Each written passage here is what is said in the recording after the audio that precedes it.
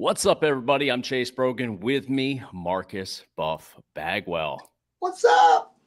Man, this is going to be great tonight. So we've got a bunch of people joining us, but the whole purpose of this, guys, is to raise money for Nasty Boy, WWE legend, Brian Knobbs. So there is a link pinned to the top of your chat over here on the side of the screen. The link right there goes to GoFundMe. If you could part with even $1, a couple dollars, whatever you can part with, it's going to go directly to Brian Knobbs. And all the money coming from this live stream right here, going right to Brian as well. So the whole point here is to raise money, raise awareness, and help our brother out. Great cause, brother. Absolutely. Now, Hurricane Milton, right? It was Hurricane Milton that wiped out the house there. That No was car. back. It's a tough situation for him right now. So he's going through it. He was in the hospital. He got out, was able to go to a rehab facility. And then from there ended up with, the little emergency the other night, had to go back to the emergency room. So, man, it's been a tough go, but he's hanging on there, but we're trying to help him. And we've got a lot of people coming on tonight to do exactly that. It's going to be a blast. So we've got our first guest waiting, ready to go with us right now. So we're going to welcome in great friend of both of us now, Mark Marrow. Hey guys, man, thank you buddy? guys for having me, man. I just flew in from Denver, and this was just paramount that I come on this tonight. I want to come on early and just show my support and obviously donate and just encourage everyone to help out Brian Knobbs. Obviously Buff Bagwell and we've got a lot of Brian Knobbs stories, and Buff, tell me if I'm wrong, but he was the loudest guy in the locker room. He was just the most boisterous, fun guy. It really is hard to be the loudest wrestler in the locker room, but he was always the loudest and the funniest. You were just never safe around Brian because you're just everybody's in the bullseye, brother. And it's like, just thank God that Brian likes me. Oh God, thank God. He was so much fun, though, and what's so cool is when we do these wrestling conventions and how you get to see, guys that you obviously were with back in whether WCW or WWE or whatever. And it was just always great to see the Nasty Boys, man. And especially Brian, because he had that personality that was just over the top. And, to see him struggling now and what he's going through, I want to see that old Brian back, man, where he's just yelling at everybody, up in arms, hugging everybody. He's just a fun, jolly guy, man. Well, a little bit of history here. So Brian Knobbs and Sags as the Nasty Boys was Scorpio and Mark Bagwell's very first tag team championship. And at that junction of my career, the Nasty Boys now and then, but then were superstars, bro. They were from the WWF and they came down to the WCW to help us out. And for me and Scorpio to actually get a win over the Nasty Boys for our first World Tag Team Championship, it's a big deal, brother. Oh man, yes. And the thing was, they were about doing business. They were helping out two young guys that are coming up and willing to just do the right thing and build you guys up and become the superstars that you guys became. They were so easy to work with, like you said, so professional. And because these are two tough guys, two tough brawlers. I mean, Sags was really tough, and so was Knobbs. I mean, they didn't play around, and guys knew that, so they could back up the talk, so that's all. And it was, but they were super, super good guys. Everybody just loved to have the Nasty Boys in the locker room. They are the ones that kept it fun. I can't agree with you more. I couldn't agree with you more, Marcus, and I thank everybody, man. So many people are coming on this live stream right now. And I thank you guys, and anything that you could donate to help out Brian, our good buddy, man, would be so appreciative. And when we get in that ring, we give you guys our all, and we give our bodies to you. And obviously, I don't know anyone that's been in the business as long, like Marcus, anyone that's been in the business as long as you or I have been. We know we all go through our health issues, man. Yes. We both have had numerous surgeries. I don't know anybody that's had less than 5 or 6 surgeries. You've had probably close to 10 or 20 now, right? Yes. He had 5 or 6 this past year, I think. Yeah. Over 30 now, but still several surgeries for all of us. Crazy stuff. It really is. But I want people to know that what I saw out of this was he put for a goal $30,000. This man lost his house, his car, and he may lose his foot over this. And his goal amount was 30 grand. People, please don't look at that figure. He's just so humble and such a good guy. But 30 grand ain't going to start to fix a house and a car and being amputated with your foot. Let's really try to do what we can for him this 3 hours. Right. You know, and it will get him back on his feet again. You know, he's so appreciative of it, though. You know, he's a humble guy, and he's appreciative of whatever we can give him. But I really want to see us get to that goal and surpass that goal and really help out a fellow a wrestler, man. This is a great cause. I thank you guys enough for spearheading this. And there's so many of us brothers from the business that are going to be helping out and trying to make a difference for Brian. But the fans out there, thank you guys so much, man. I really appreciate it. Absolutely. For sure. And I also want to take the time to just acknowledge Fred Jung, who is a close friend of Brian. He's the one that really grabbed the reins with this. He started the GoFundMe to help out his I think 25-year-old friendship with Brian is what, you know, sparked that. But great guy. He was a big part of this behind the scenes as well. So Fred Jung, I really like to, you know, just get his name out there and certainly give him some attention on this too. Wouldn't have been possible without him. And RC from New York City, thank you for the donation, man. I just seen you donate some money. Appreciate that, man, so much. And if you guys can help out, man, keep it going. Let's make tonight a really special night, a memorable night for Brian. Absolutely. Mark, as you know, it's hard to get all these guys together. It's scheduling and just different people, different timings. And really, man, it's amazing how the wrestlers do come together in these situations, though. Right. You know, Marcus, one of the things I noticed that, you know, in wrestling, like in life, you don't always get along with each other, you know. And the amazing thing about doing these wrestling conventions that we haven't seen each other, some of us haven't seen each other in 5, 10, 20, 30 years. Man, it's like this camaraderie. There's no bitterness or resentment or anger from the past. It's like, man, we all did something that not many people get to do in life. And it's like, man, I cannot remember going to a convention where I don't care who it was, someone you may not have got along with. It's like you shake hands and there's a big hug and, man, miss you, brother, you know? Yes, of course.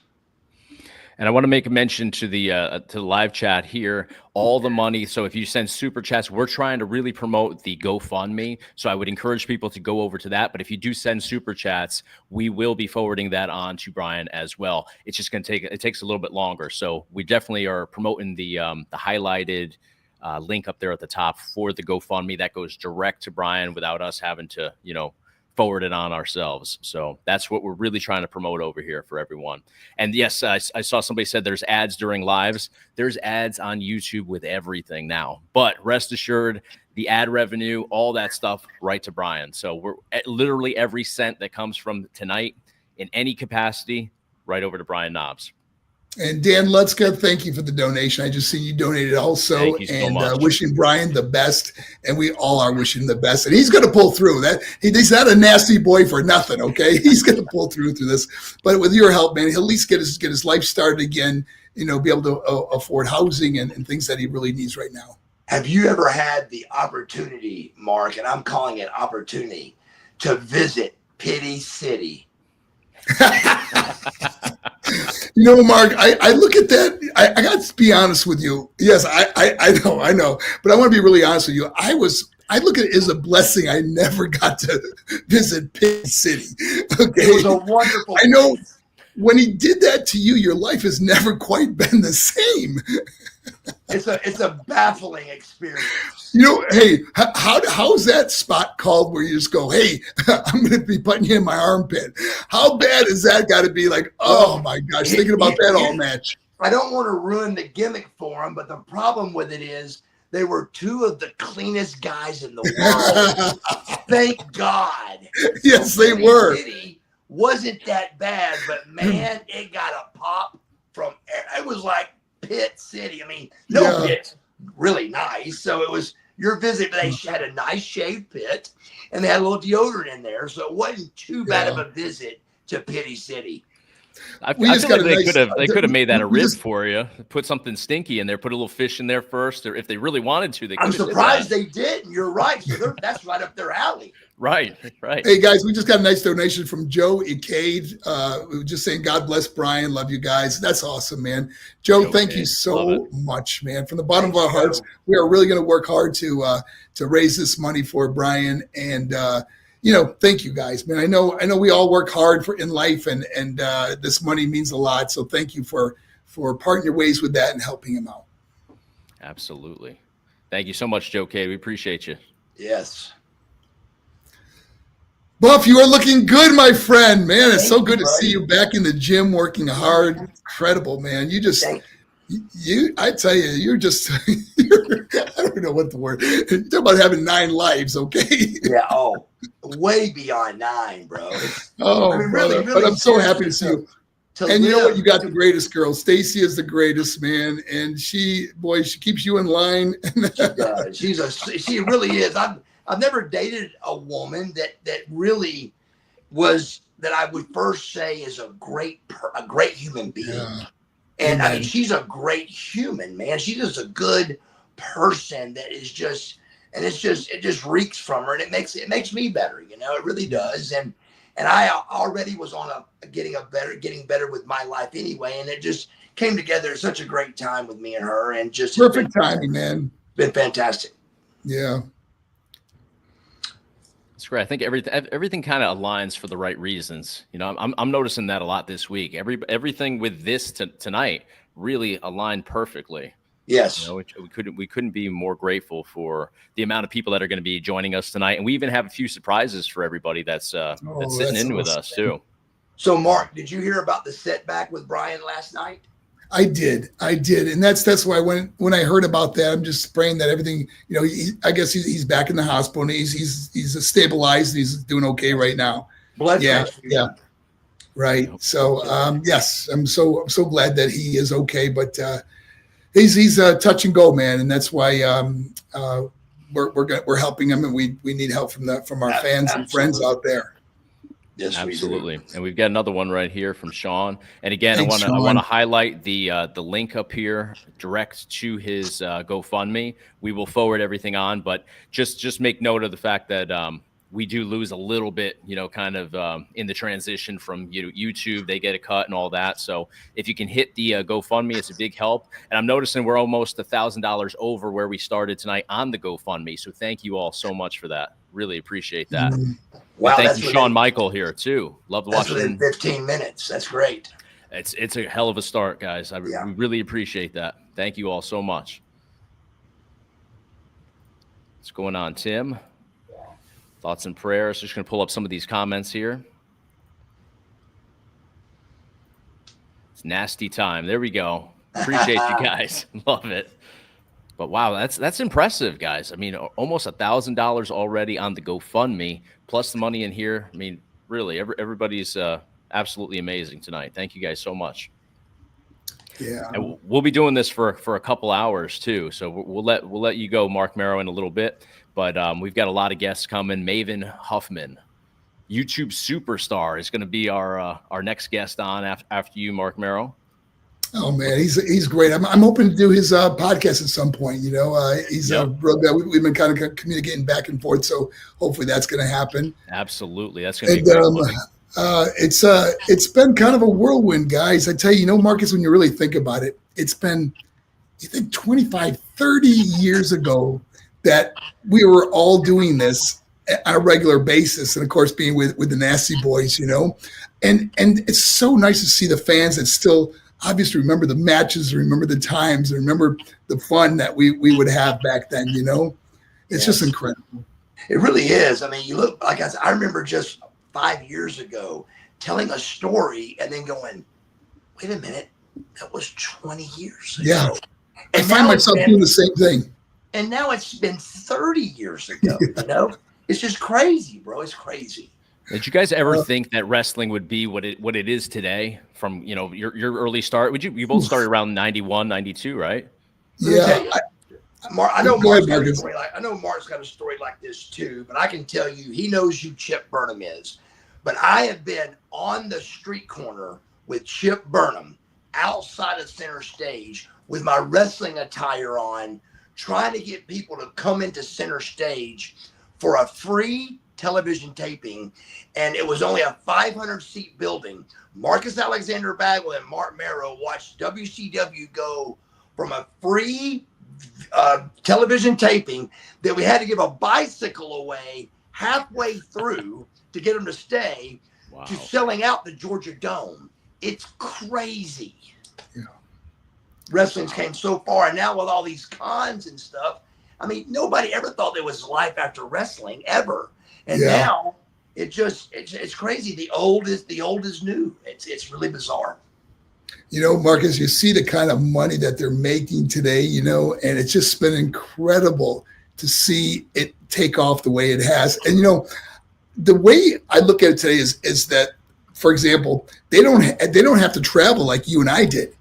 They're not doing 250 cities a year anymore. TV, brother. And but that keeps you sharp, you know, working a lot. But I tell you that it would be kind of hard when you're only doing like TV tapings and wrestling, you know, 4 or 5 times a month compared to, you know, 25 times a month.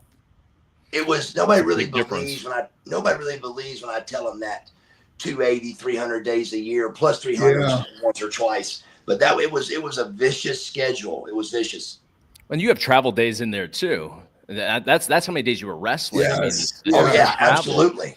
I mean, I traveled down to Atlanta back, and I'm exhausted. You guys were traveling loops. I mean, it was endless for you guys. The difference, and sometimes doing 2 shows in a day. You know, doing an afternoon show, a matinee, and then doing an evening show. Doing Madison Square Garden in the afternoon and doing Philadelphia at night. You know, many times. That double shot was a killer, but it really started separating let's call it the men from the boys necessarily, but the guys that were in really, really in shape and the guys that wasn't, you could really tell by television who was really training, because when you get a double shot, you try to get a workout in, it separates the men from the boys, buddy. Yes, sir. Yes, sir.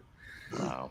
Well, guys, I got to tell you, I just got off the road from Denver, and I'm just coming into my home, and I just want to make sure I got on here and just encourage everybody to keep pushing for Brian, man. Thank you guys for having me. It's an honor. It's an honor to help a fellow wrestler, especially a great person like Brian, who we all love and have had a lot of fun with in our life, man. Thank you guys. And fans and friends out there, thank you guys for the donations, man. Keep it going. And let's go way past that $30,000 that he even asked for. He obviously need a lot more than that, but do everything you can to make it work. Okay. God bless you all, man. Thank you so much, man. Thank you. Congratulations on the new book too. Oh, thank you, man. Take care. Hey, Johnny, absolutely. Mark, you want to talk about your book for a sec?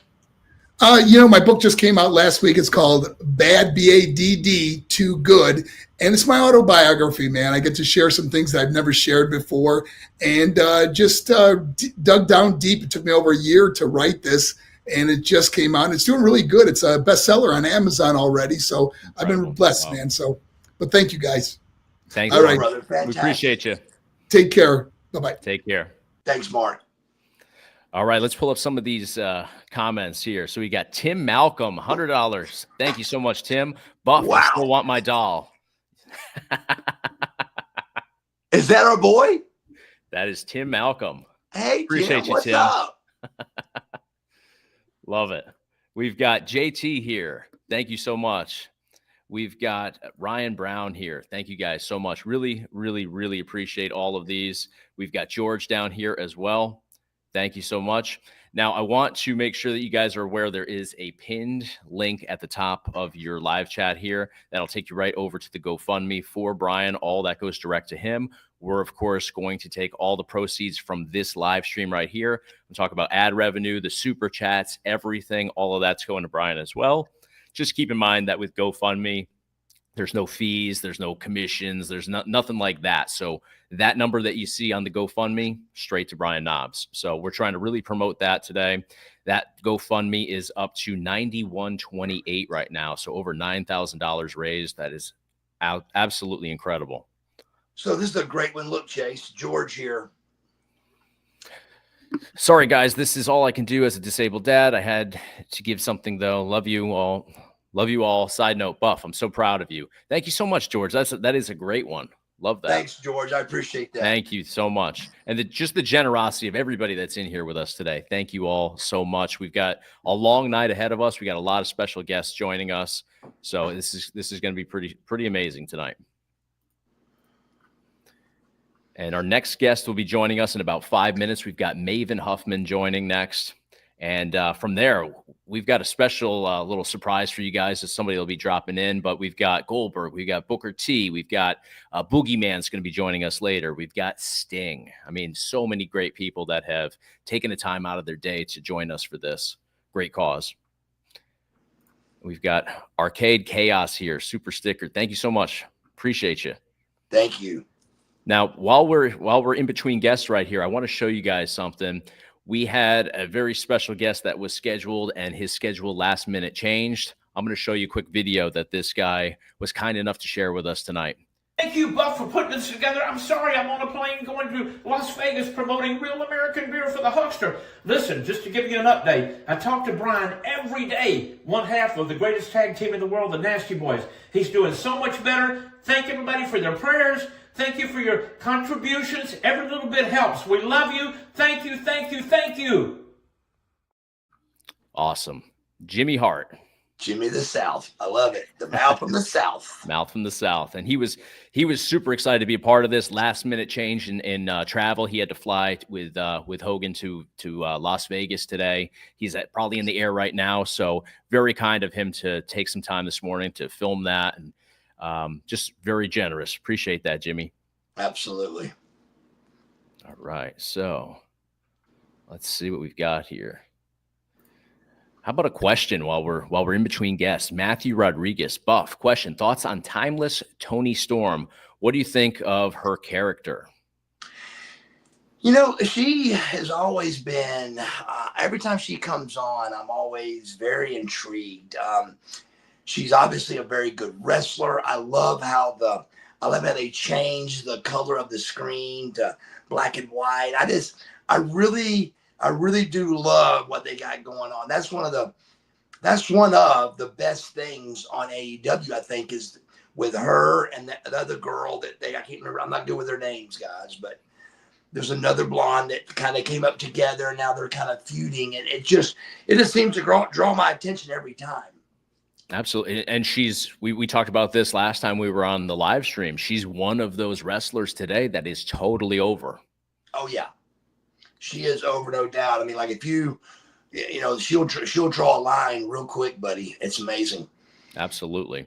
Yeah. She goes to the WrestleCons and stuff, and she's usually with High Spots, and yeah, you're absolutely right. Now, Jessica Flick, $50. We appreciate the super sticker there. Thank you so much. Again, all of that right to Brian Knobs today.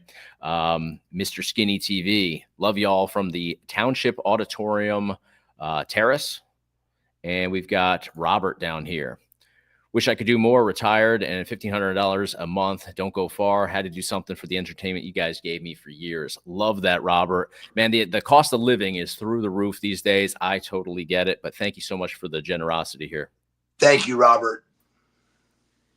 And everybody else in here, I don't want to ignore anybody, but obviously there's a lot of people in here with us. We got 325 in here at the moment. So thank you all for being here with us tonight. This is really going to be something that I think's never been done. I haven't seen, a bunch of the boys rally around somebody in a long time. So this is going to be really fun tonight.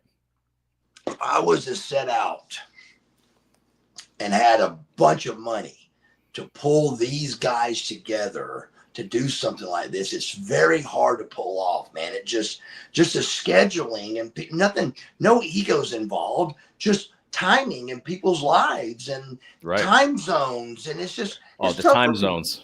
Don't get me started on those time zones. I messed up with Boogeyman today. So right. I got to apologize to Boogie tonight, because he was ready to go. And I was like, he goes, where's everybody? Your battery, baby. Yes. So Boogeyman will be with us later today, though. He was ready to go before we were ready to go tonight. Right. That time change is tough, man. In different parts of different states, like Florida's got one section, right? That's Central Time Zone. Oh yeah, absolutely, it does. So it's always making it complicated. It's not a straight line anywhere. You have to. And there's somewhere you told me about this where one state does daylight savings and one part doesn't. Something Indianapolis, to my knowledge, is one of the only states, if not the only one, that half the state does daylight savings and the other half does not. Wow. And that blows my mind. But I know for a fact, and the reason why I know is because me and Sting can confirm this story. One night we were late. We were an hour late to a house show. Wow. And Grizzly Smith was our guy, was our agent. And he's like, "What are you doing, guys?" I'm like, "We're so sorry, Grizz, and he said, "Well, okay." So the next night, me and Sting were an hour early. Wow. And we're like, "What's going on?" And he told us that night about the daylight savings. That was 30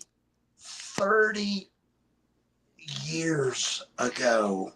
And I'm telling you, people still don't quite believe that story. That's a true story. If you can check on it if you want. And Indiana itself is one of only a few states that does that. I think Hawaii it's something weird in Hawaii where they don't do daylight. I think it's 3 states: Indiana, Hawaii, and Arizona. I think are the 3, but Indiana is the only one that half of it does and half of it don't.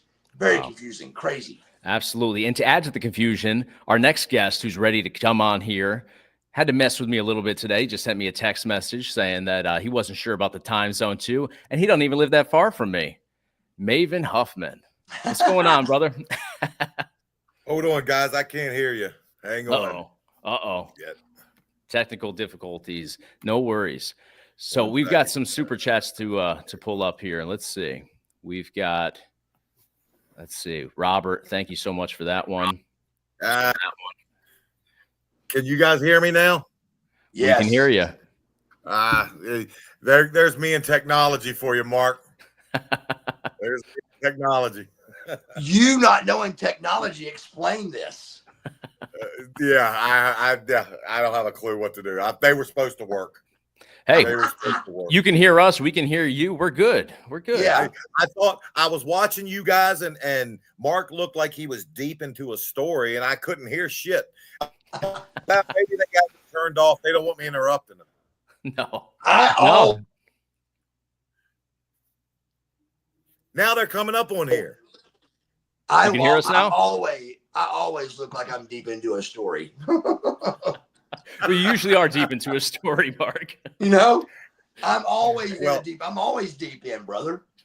Well, if there's someone that probably has an endless supply of story, it is you. It is you. You're looking great. Thank you, bro. You look fan. Last time I saw you, I think we were in Dallas, and you were coming off of a leg injury, and you were using the crutch to get around. You look fantastic, my brother. Thank you, buddy. I appreciate that, man. Yeah, absolutely. Yes. Always happy to see you. Always happy to see you doing well, enjoying what you're doing. Keep it up. Like I said, one of the few guys, not few, but I will say one of the few guys that always from jump we clicked. Always. Thank you for that. It means a lot, but you always were a fair, good guy, and we were never in the same company. We just always clicked. And I think we did that show in Boston, if I remember correctly, in 2007 together. That I wrestled Test, and I think you were in the main event against DDP, if I remember correctly. Wow. And brother, you're beating my memory right here. Yeah, well, I remember it because it was one of the last matches I had before I left the business and went and did other stuff. And it was the last time I ever worked with Andrew with Test. And that was the day that it was a pretty big show. And I think that was like the first time you and I ever you know, I'd seen you in passing once or twice, but that was the first time we ever got to like spend quality time together. Yes. And I think me and Tess had words, of course. Do you remember that? Well, I don't remember that, but like Andrew was a curmudgeon. If he wasn't in your circle, he told me when I moved to Florida in 2008, he lived in Channelside in Tampa, and he let me stay with him for a couple of weeks while HSN was getting my house and stuff together. And like in day 2, he told me, he was like, yeah, bro, I used to fucking hate you. And I'm like, well, I'm glad you don't now. Like, well, brother, that's just how he was. It was very bizarre, but I never met him, not being ugly, but I really didn't know who he was. I just didn't. And he didn't know I didn't know him. It wasn't nothing like that. But he just came off his hip with, I stole my top hat from the guitar dude. Oh, Slash. And I went, yeah. What? I said, yeah. Are you kidding, brother? I don't even know what you're talking about, but that's not true. But even if it was, who cares? What? Yeah, who cares? But even to be that kind of guy, I knew obviously me and this cat ain't going to click. Yeah, and we didn't.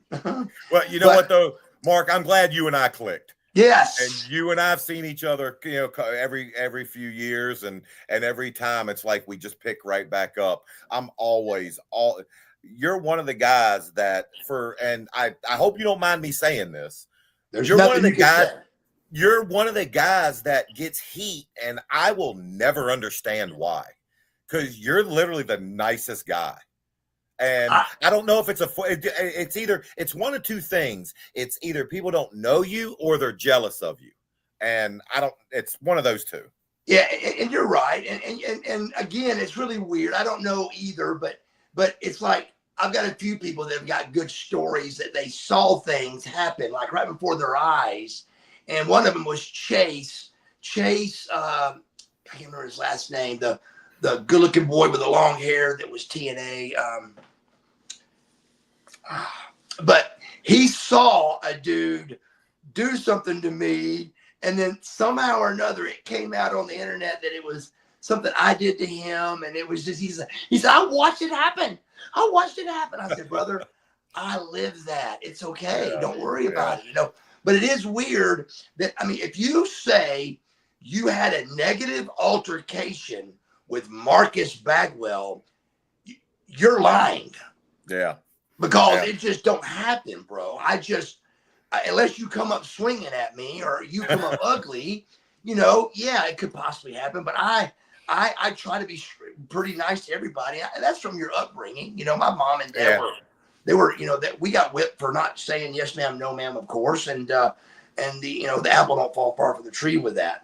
Or you and I both grew up in the South. Yes. And it's a different type of raising. I know, like literally, I didn't call somebody yes, sir, one time. And my dad grabbed me back by the back of the arm here, hit that tendon, and yanked me out of the room and put a finger in my face. And it never happened again. Never. We always got, my mom would give us this one. They're grabbing by the cheeks. Yeah. Oh yeah. And brother, well, public, that's a good one because you can guide people around. You can guide people around then. You're to this day, I got PTSD from it because if I get embarrassed to this day, I'm dangerous. So I try not to get myself in those situations because she would whip you. She would take you off first base and whip you and put you back on the base, you know? Yeah. And you'd be out there, quit crying or you're going to get beat again. Yep. Yep. How old are you, Maven? I'm 48. Yeah, 48. Okay. Yeah, and gosh, just happy that more guys our age are getting out and able to tell our stories. Yes, I think the business, and I don't watch much wrestling these days, but it's such a different business than when we were. It really is doing it. And I think it's more geared towards, you know, everybody's got their own brand and stuff. And I'm just happy that guys our age are able to get our brand out because we missed out on it. Mark, let me ask you something, Mark. If had Instagram and Twitter and all that been out, how many subscribers would you have now? Brother, if that would have been out. Brother, it was a whole different. I look at it like when I hear Jim Brown talk about running backs nowadays, how if he was a running back nowadays, brother, there was no internet when we had this, so there was no get your action figure on the internet. You had to order it through the catalog. So it made a difference of hundreds of thousands of dollars of a difference. Tons. Yeah, absolutely. Right quick, Maven, do you have any do you know Brian? Do you know him well? I know him from after my WWE days. I know him from the convention days. And I have a funny story where we were out at, right outside of New York. And the girl I was dating at the time, did the signing, did everything. Afterwards, obviously go to the bar. And we go up to the bar. I get a call. The girl I'm dating at the time looks over at me like deer in headlights, and Knobs has her pinned to the bar, and she looks at me like, help. And I look at it, and and I'm like, that's just Knobs. You're fine. Yeah, you're fine. And she's like, last time I talked to her and saw her, she still had that picture with him. And I love it. And it's okay. I understand where maybe like, okay, you're scared, but it's harmless. He means nothing by it. He's having fun. If there's anybody who I would trust you with while I wasn't there, you're in his hand. You're in his presence right now. Absolutely. Yeah. Chavo Guerrero, what's up, my brother? What's going on, man? What's going on, guys? How you doing? What's going on, Chavo? Maven, what's happening, dude? How you doing, bro? Oh man, I'm good. Good to see you. Well done on the movie. I can't think of the name real quick. I got it. The Iron Claw. Iron Claw. Yeah. I got an advanced showing of it at my theater here. Well, amazing story, and I know you were instrumental in telling it, Chavo. Thanks, man. Appreciate it. Yeah, that was a good one, man. I was working directly with Sean Durkin, the director, on that, and training all the actors and putting all the scenes together and rewriting scripts with them. It was really cool to be part of that because the Von Erichs and the Guerreros had a huge history for years and years. Yeah. And we had a big rivalry in a sense. We were West Texas, they were Middle Texas, and we had a promotion, they had a promotion. We always thought we were better. They thought they were better, and they were better. But it was always really cool. But to be part of that was really, really awesome. So thank you. And you would working in it too. Like I just thought that for a story that it's probably amazing it took this long to be told. It had to be told the right way, and I'm glad that you were there to make sure that happened. You know what? Anytime I do a production, I really let the people know. I go, guys, I'm putting my name on this. So anything that's wrong with it, that I see wrong, I have to tell you. Hopefully you listen to me, because once we have that built-in audience, that wrestling fan audience, I know that that's not just for them, it's for the world, but we have that loyal audience, and they're so loyal. But as soon as we tell it wrong or we get it not correct, they split. And if they split, other people start splitting. So that's kind of like my big thing. And usually, for the most part, 99%, the productions will listen to me. In fact, I just did a movie with Spielberg. I just finished it. Not to drop names, but I literally just did it. Drop it. That's one to drop. That's one to drop. 100%, man. And he was a wrestling fan from way back. He was telling me we're exchanging Andre the Giant stories and Olympic Auditorium stories. Wow. But he was super cool and really was like, okay, just, and it wasn't huge. It wasn't a wrestling movie. It was a big scene in it, but he was literally, tell me what you think. What should we do right? Okay, that's different. Okay, how about this? And we wouldn't make it work. It was really cool. That is cool. That is awesome. Wow. Chavo, did you ever wrestle Nasty Boy Knobs? Did I wrestle him? I never wrestled him. I partied with him so many different times. Give me a story. Man, I mean, how many of them? So can you remember any of them? Yeah, right. One time we were, we always bust each other's balls. You know them. They're constantly digging. Well, I dig right back to them. You know how it goes. So we're doing a Comic-Con one time. Our lines are gone. Well, then my line starts getting a little shorter. And then Brian looks over. Hey, Chavo, look how long our lines are. It's way longer than your line. I said, well, yeah, because you guys aren't going to be around much longer. They got to hurry up and get your autograph before you guys. Oh, good one. And everybody started dying. I had a couple of FUs from those guys. It was of course. I'm surprised you're still living. It was great. Right? They are too. Every time I would see Brian, he would tell me, I'm still kicking. I'm still going.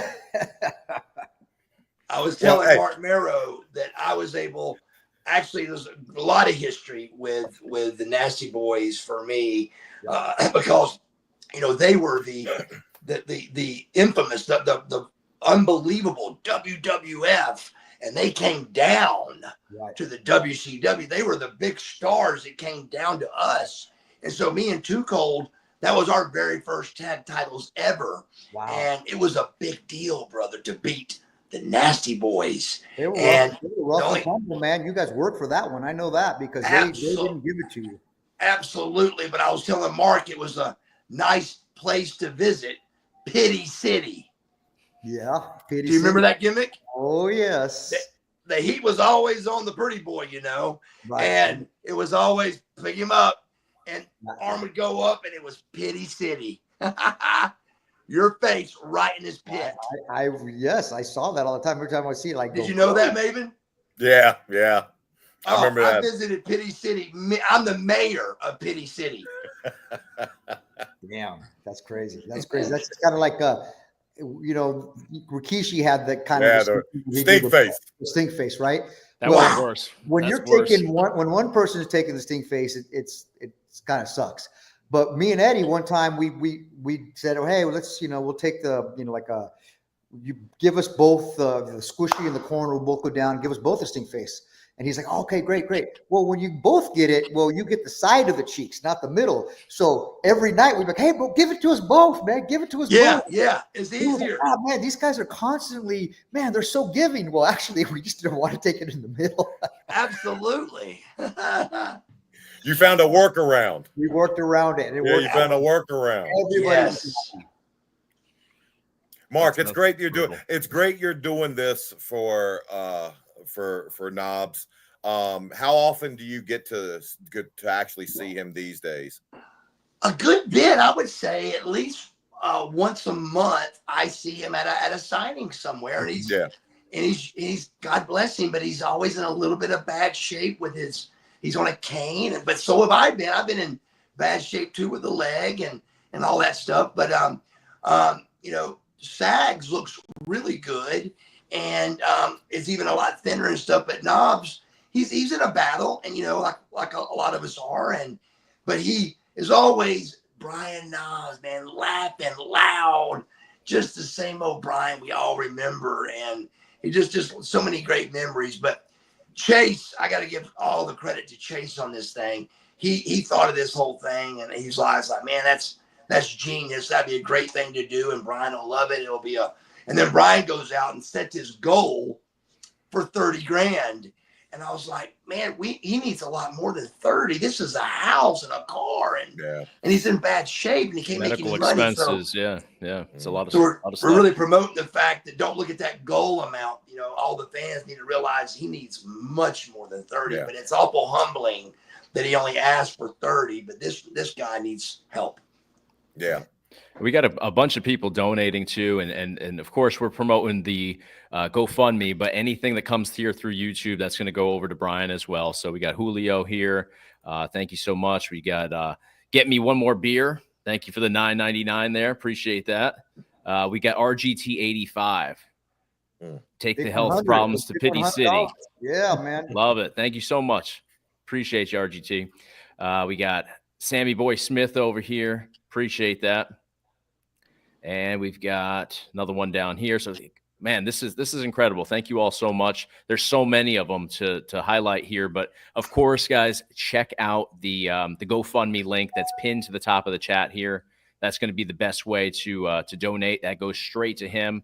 We're going to forward all this over to him as well. But of course, some of it gets lost in the process with getting it from YouTube. So hit the GoFundMe link up there. I'm going to check on it right now.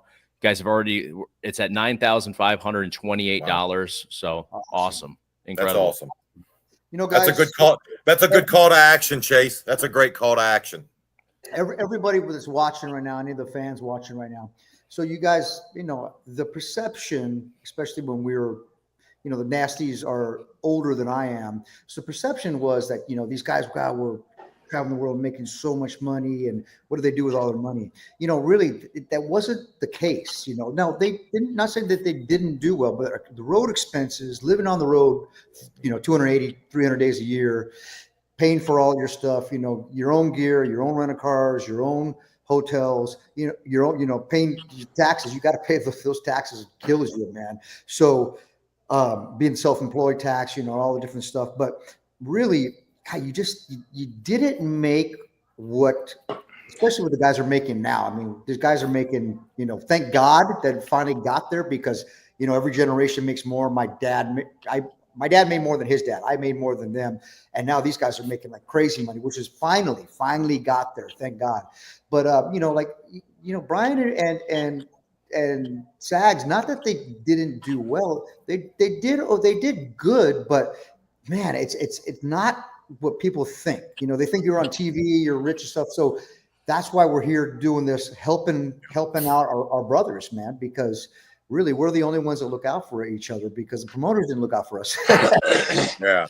And it's funny you say that Chavo. The guys are making what they're making now because of guys like Knobs. Absolutely. It's like they paved the way for me to make what I made. And they paved the way for the guys and gals to make what they're making today. And yeah, they absolutely do. And, you know, and hopefully continues to grow and stuff. You know, I remember watching a pie chart one time, and we're talking about how much, this is years ago when I was, you know, wrestling for, you know, whatever company, excuse me. But they had a pie chart, and it said all of the major sports in there, and the major leagues, NBA, NFL, NHL, and then pro wrestling. And they were showing what the gross was and what goes back to the players. Everybody was at close to 50%, if not a little bit more. Wrestling was at 13%. Yeah. That went back to the actual wrestlers. That's changed, thank God. And hopefully it continues to change. And, you know, once everybody's making money, everybody's happy, you know. But that's something that I think we're working in that right direction to, you know, we get it. Promoters, the commissioner of the NFL, the owners of the NFL, they're going to make the majority of, and they should. They're the one with all the, they're putting all the everything on the table. So yeah, of course they're going to make the money.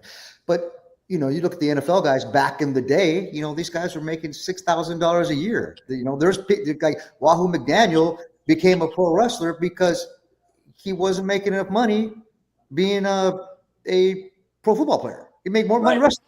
Right. Yeah. And remember also, I don't know how it is now. I know when we were there, the insurance we had was only if you got injured in the ring. There was no health insurance if you got the flu, if you got sick. And so remember, these guys, they couldn't. A lot of times you couldn't get insurance. I was told. Yes, yeah, me too. When I first got life insurance, the life insurance place told me it would have been easier to give you life insurance if you're a pro football player. And I'm did you guys all say this was fake? What do you mean? They're like, well, I guess it's not as fake as we said. They told me I was in the category with like loggers and stuff. They told me people that parachute. Yeah. I said, wait a second. Are you telling me because you want it to be now wrestling's real? Right. Allstate said it was parachuting and wrestling was in her list of things that she could not cover me for. And with WCW, we wasn't covered for nothing. Right. In other words, wow. You kind of had a handshake if you got hurt in the ring, but there was no contract. Like when I broke my neck, there wasn't nothing in writing saying they were going to take care of me. They did, and it was great they did, but there was no contract or no paperwork saying they had to. That could have been a lot. They could have been like, hey, and my contract was up too. They could have said, Bagwell, see you later. 100%. Bischoff. Yeah, totally. Bischoff I remember that. My dad didn't have insurance. You get hurt, you get hurt, you would just keep working because you wouldn't get paid. Right. Thank God it changed for, it changed with us. The multiple times I got hurt in WWE, I mean, tore my bicep, went right to Dr. Andrews, the best in the world, and fixed that perfect, So thank God it got to that point to where, they were fixing, helping you. And it's now with all the wellness, all the concussions, watching all that, the impact testing, all that stuff. Now they're really, really, really taking care of the people. Thank God. Yeah, it is better. But also remember, and you mentioned football earlier. Yeah. If you play in the NFL for a certain number of years, you get a pension. There's no pension for us wrestlers unless you set it up, unless you had the foresight to do that on your own, unless you had a good money man, somebody taking care to think of down the road, because it's very easy to get lost on the road with the partying, with the traveling from town to town, and just let things like that slip by, because we never think of how we're going to feel 20, 30 years down the road. But hey, Chase, right quick, tell everybody how they can just hop off if they want, or how are we going to handle that? If you say that again, Mark. How do you want to handle it if they want to leave or need to get off? More people. If you guys have any time restraints or anything, just let us know. Don't be afraid to. We're not trying to keep anybody hostage. So Chavo, Maven, if you guys got a bolt, let me know. See ya. Just close the laptop and you're out. So Kevin I want to make sure. Kevin Nash explained what we're talking about. Probably the best I've ever seen. And he said, he was all about always wanting to get a union, but the problem is there's two companies. There was WCW and there was WWF. Right. And with football, there's a union because there's 32 of those teams. Right. And there's 32 teams with 3 or 4 stars on each team. With wrestling, there's 10 guys making big money. Yeah. And there's no way that 10 guys are going to go, union. They're going to take their money and shut their mouth. Mm-hmm. And that's okay, because that's what's normal. It's not a bad thing they did this. It's normal, because you don't want to rock the boat when you're one of 10 or 12 guys making good money. There needs to be more guys making good money. Then they could go with power and authority and say, guys, there needs to be some kind of union here, Yeah, it always changes. So I'm part of the union in the Screen Actors Guild. So that's amazing. It's awesome. Like pension, insurance, they really look after SAG, right? Yeah, SAG. But it could, it can always be better. We're always like, hey, I come from a place with no insurance, no union. So to have this union is amazing. It can always, the actors that have been there forever, they're like, well, it's okay. It's this and that. So it can always get better. And that's what we're always striving for in wrestling, to try to get better. Now, I don't know if we're ever going to get to that union level, but at the same time, now these guys are making a lot more money, and we have to tell them, you have to learn. You have to save your money, guys. Yep. There is no back end coming in. Now you guys are making way more, 3 and 4 or 5 times than what we made. So now put that money away. Buy some houses, buy real estate, do all that. Thank God that they're not doing, the party lifestyle is not as prevalent as it was in my era or the year era before that. Yes. Thank God. And they're really watching that. And these guys, I hear a lot of times, like, it's not the same. These guys they're not going out and having beers afterwards. And now they're just, it's for the better. Now they're just playing Xbox and all this stuff. Yeah. Like, good. I mean, it's for the better. Good. Yeah. It's good and bad. I mean, I understand why wrestling sometimes is very kind of generic at times, because you don't have those real life superheroes in and out of the ring. But thank God these guys they're not dying.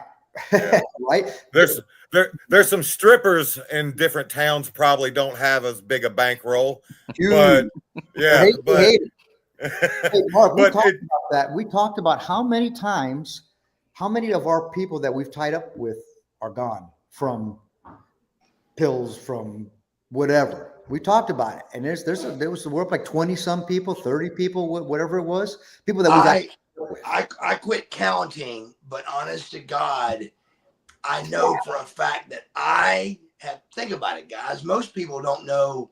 You don't personally know over 10 people that's dead. It's pretty hard to know 10 people that's dead that you've actually sat with and talked to. I, like you guys, have actually locked up and wrestled. It's over 100 guys now. Oh my God. I'm going to introduce 2 more guests to this live stream real quick, not to interrupt, but we've got Chase. I got to get, it's 8 o'clock. You got it. I got to get. Absolutely. Hey, we appreciate you, so Maven. much. Thank you so much. I'm going to be hitting both you guys up soon. So thank you, Maven. Thank you. Thank you so much.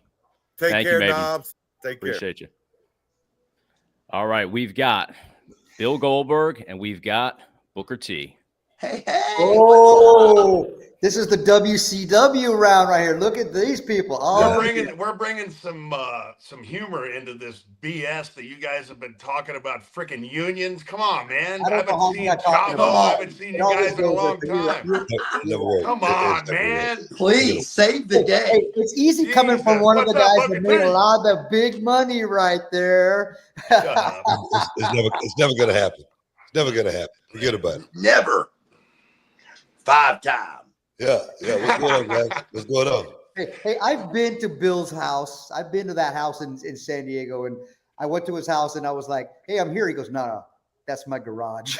well, there's my block. Well, this is my house in Texas now, and it makes my garage in California look like a freaking outhouse. I've only heard about the slide from the bedroom to the pool. Is that an old house?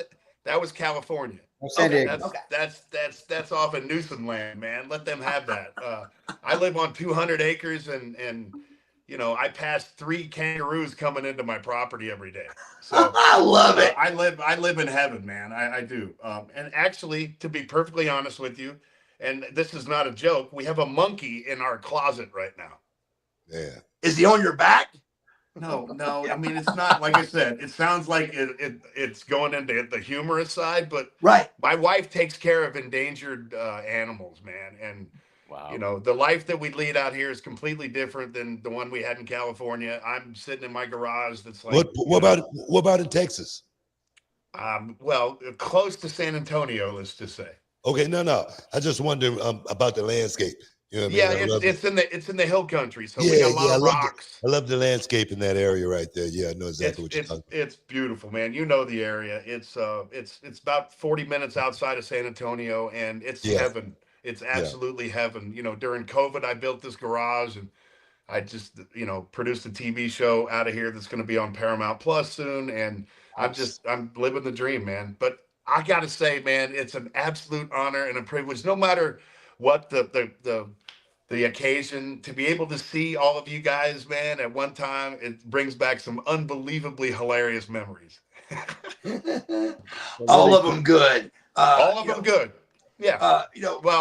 Most of them good. Most of them.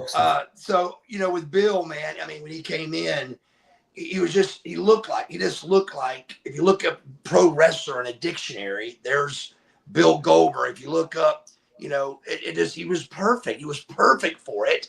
And I remember at Main Event Fitness, Lex and Sting owned 2 of those places, and one of them was in Don't tell that story, man. Come on, don't tell that story. No, I'm just telling the story of you coming up and going, "Hey guys, how do we get in there?" I'm like, "Brother, you just go down there and that's all you got to do."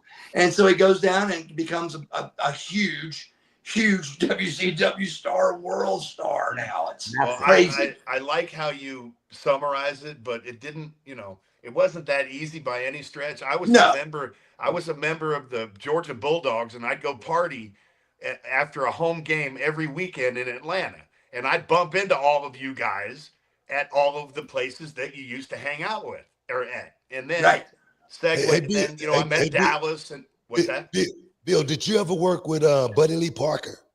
Dude, Buddy, that's fun. You're kidding, right? No, I'm serious. Did you? Dude, he taught me everything I know. Obviously, if you work with Buddy Lee Parker, you earned every damn thing you got in this business. I'll never forget. I was in there with Bob Sapp, and they were putting us through like the training camp or whatever it was. And Sapp was puking in trash cans, and everybody was running around like chickens with their heads cut off. And I'm like, there's no way this little midget is going to make me break, because I just came from 2 guys trying to kill me every freaking play. Right. So, yeah, I had the same Sarge, experience. man. I had the same experience with Buddy Lee Parker when I first came into WCW. They sent me to the power plant. Literally about 3 or 4 guys threw up and they were leaving the school to never come back, right? And I had just came from Global, and I told him, hey, bro, I can't do that. Yeah. I just told him, I say, look, I can work with anybody. I say, but that, I can't do any of that. No, none of it. No. Fuck no, I can't do any of that. You know that. It was a test. That was hilarious. boot camp. That was a military. So Booker, did you ever wrestle Knobs? Man, that was one of my all-time greatest rivals with Talk to me. Knobs and Sags, man. Talk to me. Some of my most fun memories, Fall Brawl was one of the ones I hated. We had that like street fight, and it was like he hit me with like a big thing of mustard and damn near broke my neck with it. But trash can. I think the most fun time working with the Nasties was we were in Tampa somewhere, and we were like in their backyard, and it was a pay-per-view, and we beat the hell. Me and my brother, we beat the hell out of Sags, right? In the back. And excuse me. We beat up Knobs in the back, and we left Knobs laying, like just left him laying. So Sag had to come work the match by himself. and we got the match started, man. We beat the hell out of Sag, man. We just beat the hell out of him. And then all of a sudden, Knobs get himself together, right? They tape him up, and he didn't tape his body up. He taped the whole damn shirt up, right? And it was all the way up to his chest. And he came running out to the ring to make the save. And it was for the titles. And when I saw him running, I couldn't do anything but laugh. I'm literally laughing. And it's a pay-per-view. We're the champions, right? And he came in, got the hot tag, came in and cleaned house, and me and my brother, we bounced around like crazy. And I'm still laughing the whole time because he looked like a damn mummy. He didn't want to show his big fat stomach, so that's why he taped everything up, right? But they hit us with the freaking Penny City, 1, 2, 3, won the titles, man. Me and my brother roll out, and we're still laughing at the same time, So, oh man, we had some great times, man. Me and Knobs also. I remember we was in Japan, and I don't know why we were over there, but it was a tour, and it was with WCW, and him and we went to this club. It was called the Rolling Stone. Okay, no joke, I swear to God. And we probably got there like 1 o'clock in the morning, just Knobs and I, and the club was underground, right? Literally. And him and I were the only 2 Americans in there, right? We drinking. And I drink so much, I go upstairs and I throw up. I go back down, and we party. I go back upstairs, throw up, come back down. We finished partying. We got out literally like 5 or 6 in the morning.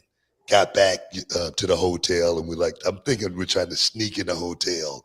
And lo and behold, who do we run into? Eric Bischoff. Yeah. And he was probably with you guys. You just didn't see him in the bar. No, but I always tried to keep a low profile. So I was going to try to finagle it and say, I'm just getting ready to go to breakfast. And now I'm just stooging out. Oh, we've been out all night partying.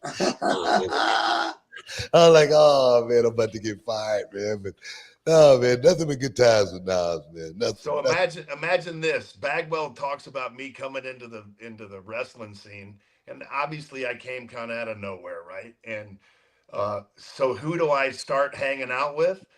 Kevin Nash, Knobs, the Steiners, and we're all driving together. So you can only imagine the stories. Yeah. Because you've been on the road with Knobs before. And he's one of the funniest human beings on the planet. I mean, loudest person in the room, man. He's always the loudest person. He's super funny until he's not anymore. You're just like, shut up. He won't shut up. He just keeps going and keeps Then going. He gets worse. Don't let him rib you, bro. He ripped me one time. and we was on a trip to Germany, and the flight over. I remember the guy's name. His name was Don Sandifer. He was the director of the show, and I fell asleep. And I had this nice vest on, right, and this nice white shirt on, starched and everything, right. And I fell asleep. And when I woke up, I had 2 pieces of cheese inside my vest. And when I opened my vest, the cheese made 2 big round circles on my shirt because the cheese soaked into my shirt. And I was so mad. And I realized my fingernails was painted red, and I had whipped cream on my head also. And I was so mad. Knobs was sitting at the back of the plane. And so he was kind of like hitting, but I knew when I turned around, I saw him, and Don Sandifer was right behind me, and I was so mad. And I looked at Don Sandifer and I said, "Man, you need to do something about this shit." And I went off on him. And then he looks at me and he does like this, and all of his fingers are painted red too. I came in at the most unbelievable time. If people could understand the friendship that us 4 guys had, and that most of the group had, I mean, and the stuff that we did, and I got there after you guys were already having fun for years prior, right? I can only imagine the stories. I wanted to kill him. I wanted to kill him. I did. I mean, you either love him or hate him, right? No, the thing is, he's never told me if he did it or not, still to this day. Hey, were you more mad then, or were you more? Is it like when someone took your Red Bull mad, or how mad were you? I was mad. I was mad. But and if I would have found out who it was, we probably would have been fighting. We really would have. But he got away with it. You know, I had a rule. You rip me, you better be looking for a fight. Yeah. You know, if I catch you, if I find out who did it. Hey, remember when they ate your hot dog? I always talk about that, man. BT did not like people touching his stuff, right? You touch his Red Bull that was in the ice chest. Oh man, he went crazy, right? He'd go off. So he had a hot dog that he left it. He walked away real quick, and then somebody took his hot dog. I don't even know who it was. Somebody took his hot dog. Yeah, and then he's like, "Where's the hot dog, man?" You know who it was. I swear. I didn't know who it was. But I did see, now Benoit put some mustard right here. And he went up to BT, and Booker goes, "Hey, did you take my hot dog?" And Benoit looks at him with mustard and he goes, "No," it just walks away. Oh, it was so freaking finally, somebody gave him back his hot dog. Like, "Here it is, bro." And he was they didn't know. Now what happened was, I was so mad. I was going to fight Benoit when he came back to me. I was like, I'm going to show everybody. I'm going to whoop his ass and show everybody. So I'm pacing like a freaking mad dog. You know what I mean? And then I turn and look, and my hot dogs and my change and everything is sitting on like a little bench. And I was so mad. I had a migraine headache. I didn't even eat the hot dogs. So my question is, do you think Knobs got a lot of it from Hennig or Nah, man, that's just independently. That's just him, man. It's just Knobs, man. Knobs always been that way. Yeah, he's always been that way. It's always been about having fun more than anything. I can't. I tell you, man. Like I say, my brother and I, we was on a 6-month run with the Nasties, and I couldn't wait for it to be over. You should see him at the Jim Kelly golf tournament every year. Oh my God. Oh my God! You can only imagine the stories, dude. You know what they did to Eddie, right? In Japan, you heard about that story, right? So no. Eddie's on the plane, you know, and this is a party Eddie day. So they're going to fly in Japan, and Eddie is they're you know, everybody's partying on the plane. They're getting they're going, you know, going nuts, and well, somebody H-bombed him. So back in the day, whoever's listening, you know, somebody slipped him a pill or slipped him a roofie, and Eddie went out. So Eddie wakes up in the hotel in I think the Keio Plaza in Tokyo. He wakes up. He doesn't know what happened, how he got through customs or whatever. But as he wakes up, he goes and looks in the mirror, and he's got his eyebrows shaved off, both eyebrows. His mullet is cut. I mean, like, it's all cut, like crazy cut.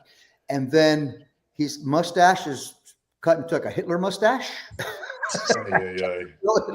And that's got Nasty Boys written all over it. Man. To this day. But then, you know, because Art Barr, his partner, was there too, and they were getting ready to go do that Triple Mania, the AAA Russell, you know, Triple Mania, the first one where it was a hair versus hair match, and they're supposed to get paid some money. Well, they had cut. So Art Barr, you know, had doing his hair because they were going to lose. They were going to lose a match for, you know, to get paid. Well, they had cut Art's hair. They cut his hair on the plane and they put it in a baggie with like 5 pesos. I don't know where they got, or 5 yen or some bullshit like that.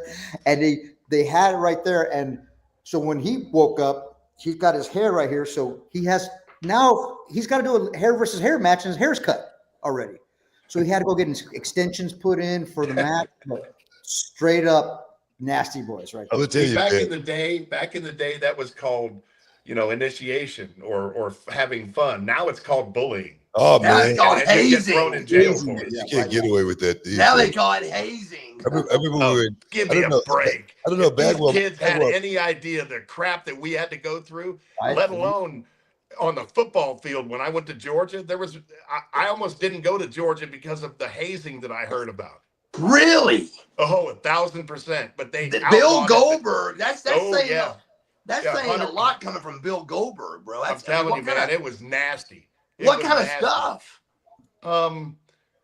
Well, just picture. Remember Cook's beer? Yes. Okay, they put Cook's beer on a fire and they'd get it hot, and then they'd make you eat it, the varsity, and then you had to strip down. These are all freshmen. You had to strip down and get in the grab your butt, get back to back with your buddy and grab arms and lift them up in the air. And they'd make you eat the varsity hot dog on the Thursday before they changed the oil for the one time in the week. And then they'd make you drink the hot Cook's beer and they'd punch you in the stomach until you threw meat up. That was only part of it. The part that I can mention on TV or whatever we're on. That's crazy. Oh, it was nuts, man. Then you'd pick out an upperclassman and you'd go toe to toe with him, and the weight coach walked around with a loaded 357 Magnum just to make sure everything was okay. And what happened was somebody got jacked. One of the freshmen got punched and he swallowed his tongue. And the strength coach had to put a stick in his mouth and pry his freaking mouth open and pull his tongue out. I heard that and I'm like, I ain't going to Georgia. There's no way. Bill, were you on the trip where when Arn and Sid got stabbed? No. Were you, Booker? No. Really? No, I wasn't on that trip. Before me. Chavo, were you? I was there. But I wasn't on that trip for some reason. That's weird. But I thought for sure, Booker, you were. This is a little before you, Goldberg. But that I was just going to tell that. I thought that story was. But the Nasty Boys again on that one. Arn and Sid go through the stabbing thing, and they send WCW suits over to fire all of us. We're all getting fired. That's why I was glad I wasn't there. No, That was before they let black guys and Jewish guys on the plane. Yeah. Well, not only that, you wasn't safe at home. You were already going to fire everybody. WCW was going to be over, brother. I was over there listening to them.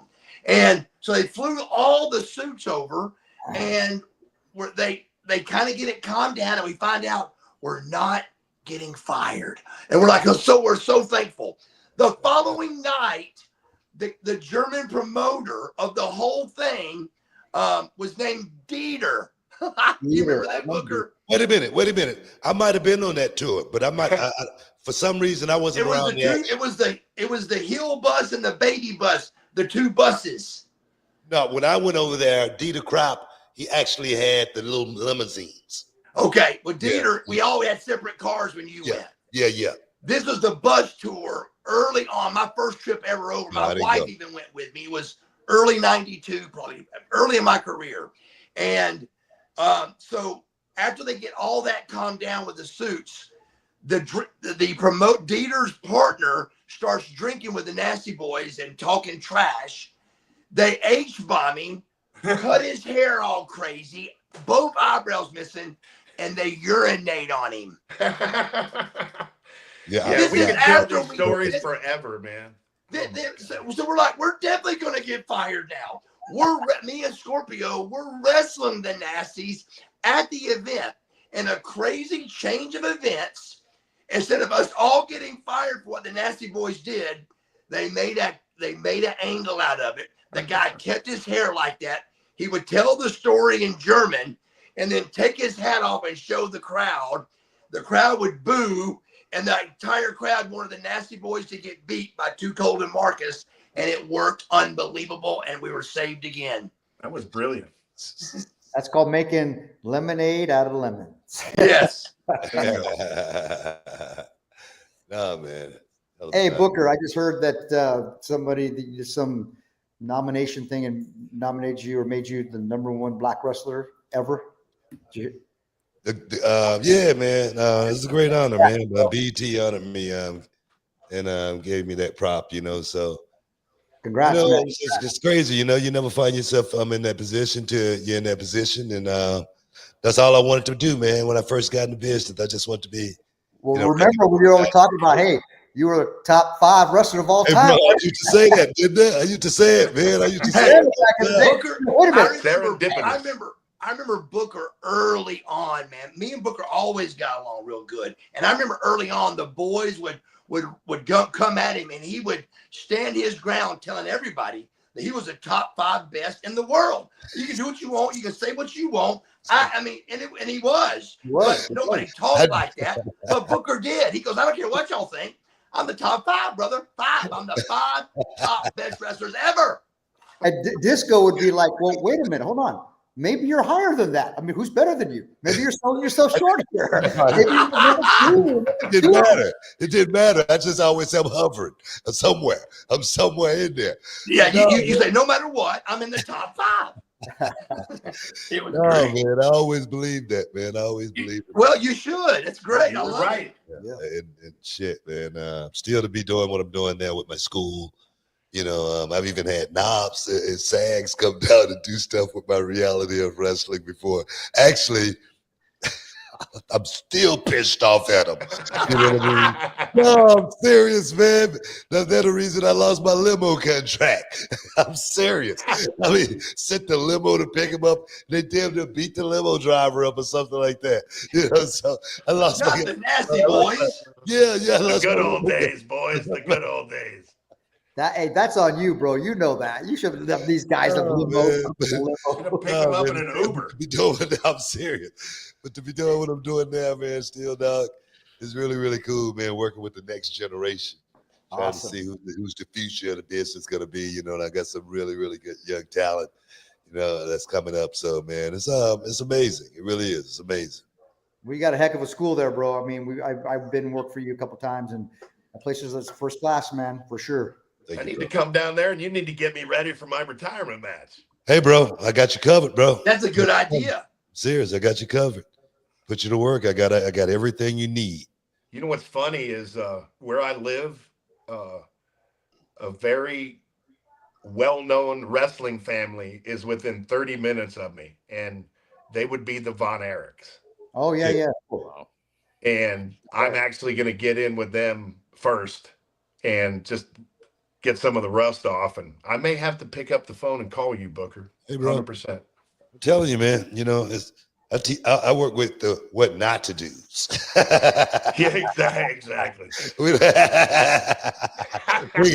got to worry about the rest, but don't do this. I remember when Kevin Nash and Scott Hall came down to the power plant, and they were going through some match, and it was the first time I'd seen them, and that I'll never forget Kevin saying, "What are you, crazy? I don't take bumps, especially not here." I'll never forget that. Never. I'm serious, man. The art of doing nothing. Exactly. That's what I call it. That's what I did. Right? I kind of exemplified that. Boy, you did, man. I swear to God, I tried it myself, man. I tried to do as less as I possibly could. Less is more, Dave. Yeah, Vampiro, what's up, my brother? Welcome, Vampiro, in. What's up, man? What up, Chavo? What's up, baby? How you doing, brother? Good to see you, my friend. Book, what's up, Bill? Hey, what's up, my brother? Marcus, Chase, how you doing, man? How's it going? How's it going? It's going well, man. One more WCW guy. Where? Exactly. That bureau was just like sliding through, right? Yes, sir. Yeah. I hear y'all stealing my I was trying to make a career out of WCW. I was never gonna leave. You and me both. All three of us. Let me tell you, bro. Yeah. Let me give you guys a little short story here, right? You know, I said I was gonna retire in WCW, right? And then company closed, and I had to go to work for WWE. But you didn't have to. Well, I know I didn't have to, but I was double champ. I had to keep the gravy train going. But before that, I was on my boat every weekend. I was doing this or whatnot, right? But when I got to WWE, I went to work, right? Being signed the contract, got on the road, being, you know, working, you know, doing the pay-per-view, whatnot, you know, overseas, whatever, Raw, whatever, SmackDown, working. And then one day I wanted to go out fishing on my boat, right? So I said, let me go get the sticker, you know, a new sticker put on it. And I started in 2001. When I went to go get the 2000 that sticker put on it, it was 2005. My 4 years. My boat had been sitting there for 4 years straight, and I didn't even realize it because I'd been working so much. Man. It was nuts. I was like, you got to be kidding me. You know, I ended up having to sell my boat because I had no time. Where did it go, right? I swear to God, man, it was the craziest thing in the world, and I didn't even realize I had been working that hard.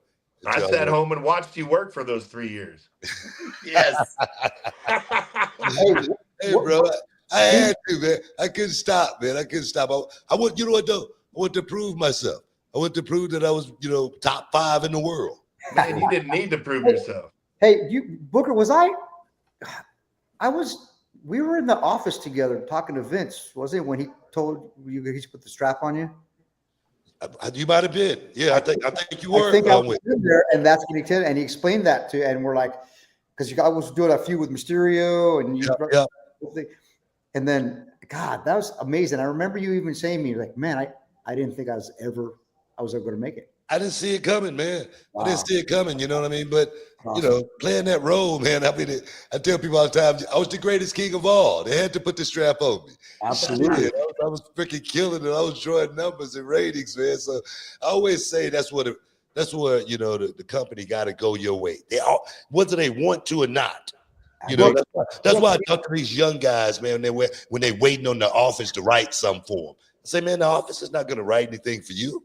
You got to go out and just take it. You got to steal it. I say, if they give you the ball, you better figure out how to score every time. You better. Yes. So for me, just give me the ball. That's the only thing I ask for.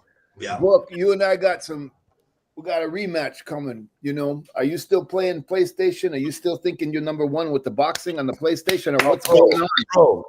Bro, come on, man. I'm still in the game.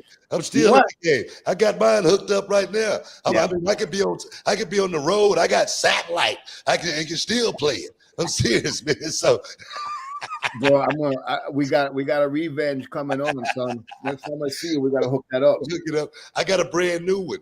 That they just undisputed that they just sent me. The company just sent me, and I just downloaded it. Wow. So I'm just not getting up. Yeah, bro. I just turned 60. March 1st, right? And happy birthday to you, brother. Happy birthday. Happy birthday, brother. And, I'm still a gamer, man. Hey, I'm about to get on this streaming platform Kick and race guys on iRacing because I got a big simulator in my garage. So yeah, 58, and I'm still playing games too. Bro, you don't want to lose your youth, man. And I think that's what keeps me young, man. Like I said, with my wrestling school, I'm the oldest guy on the crew by design. Dude, I don't have to search far to keep my youth because I'm about to go up in 2 weeks to my son's spring game in Colorado playing for Dion. Oh man! I don't lose my youth at all being around those young kids, man. Yeah, my son got a game tomorrow, and I got to be there. Charmel's going to be out of town, and I got to go take him to the game and whatnot, and watch him, tee them boys up. You know what I mean? So that's awesome. I love it, man. Mine 14 years old, and definitely giving me life, you know. So I don't even know what I'd be doing if I didn't have them, because when Charmel told me we were having twins, I almost lost it. I was like, that's another 20 years of work. Exactly. What hell are you thinking? Crazy, man. Crazy. But that's what keeps me young, is living vicariously through Gage, you know. Yeah. It's just awesome.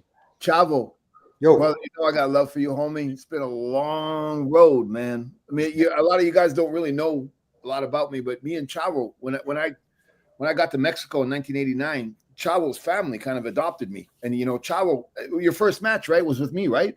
In the Olympics.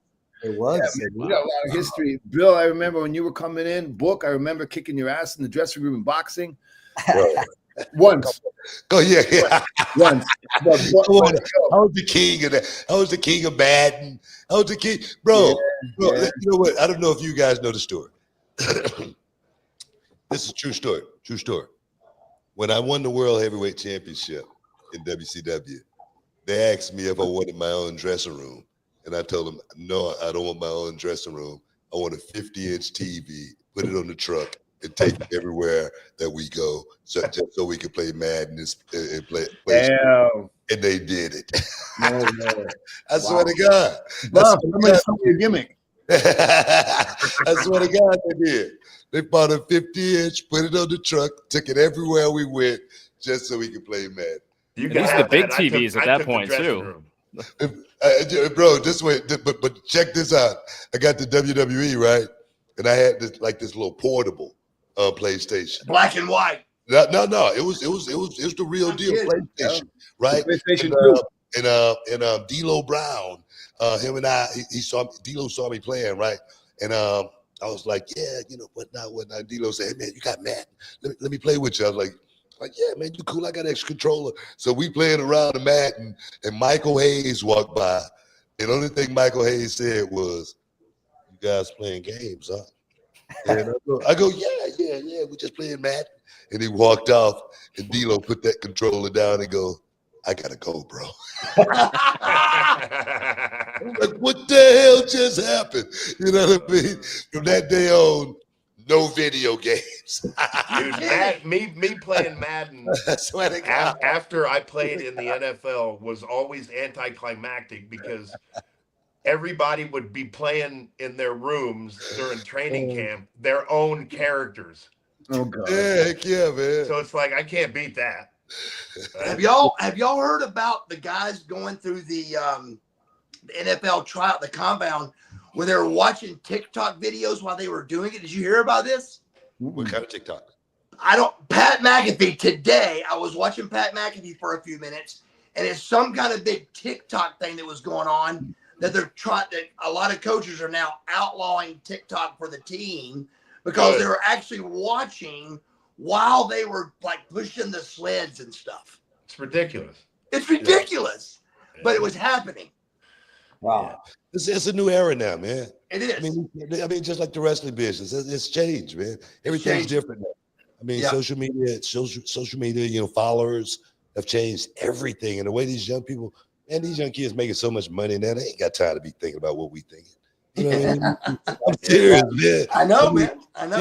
These young rappers, this SoundCloud, man, you ain't gotta have nobody. All you gotta have is some a freaking auto tuner. Well, COVID did that. It gave everybody with a camera the ability to be their own producer, right? Yes. Yeah, there wasn't anything going on except for wrestling. COVID might have helped, but I tell you, man, it's amazing the way the world works now, and how much money that these young kids are really, really making off, you know, like I say, just making music now, making music as a thing, you know, and when before you had to have talent to really make music. Yeah, exactly. Like anybody can cut their penis off and get 250 million people to watch it, and then they make so much money, it's nuts. Or they can talk about stuff that they've never done, you know, or now they're doing stuff just so they can talk about it. You know, it's amazing. I was just looking at this one kid. He's on trial for a double murder. His name is YNW Melly. And he's on trial for a double murder for killing his two best friends, and he wrote a song about it. Nice. Yeah, that's indicative of the current generation. You feel me? That's what I'm saying, man. These young kids, man, today, I mean, God, they need some direction so bad.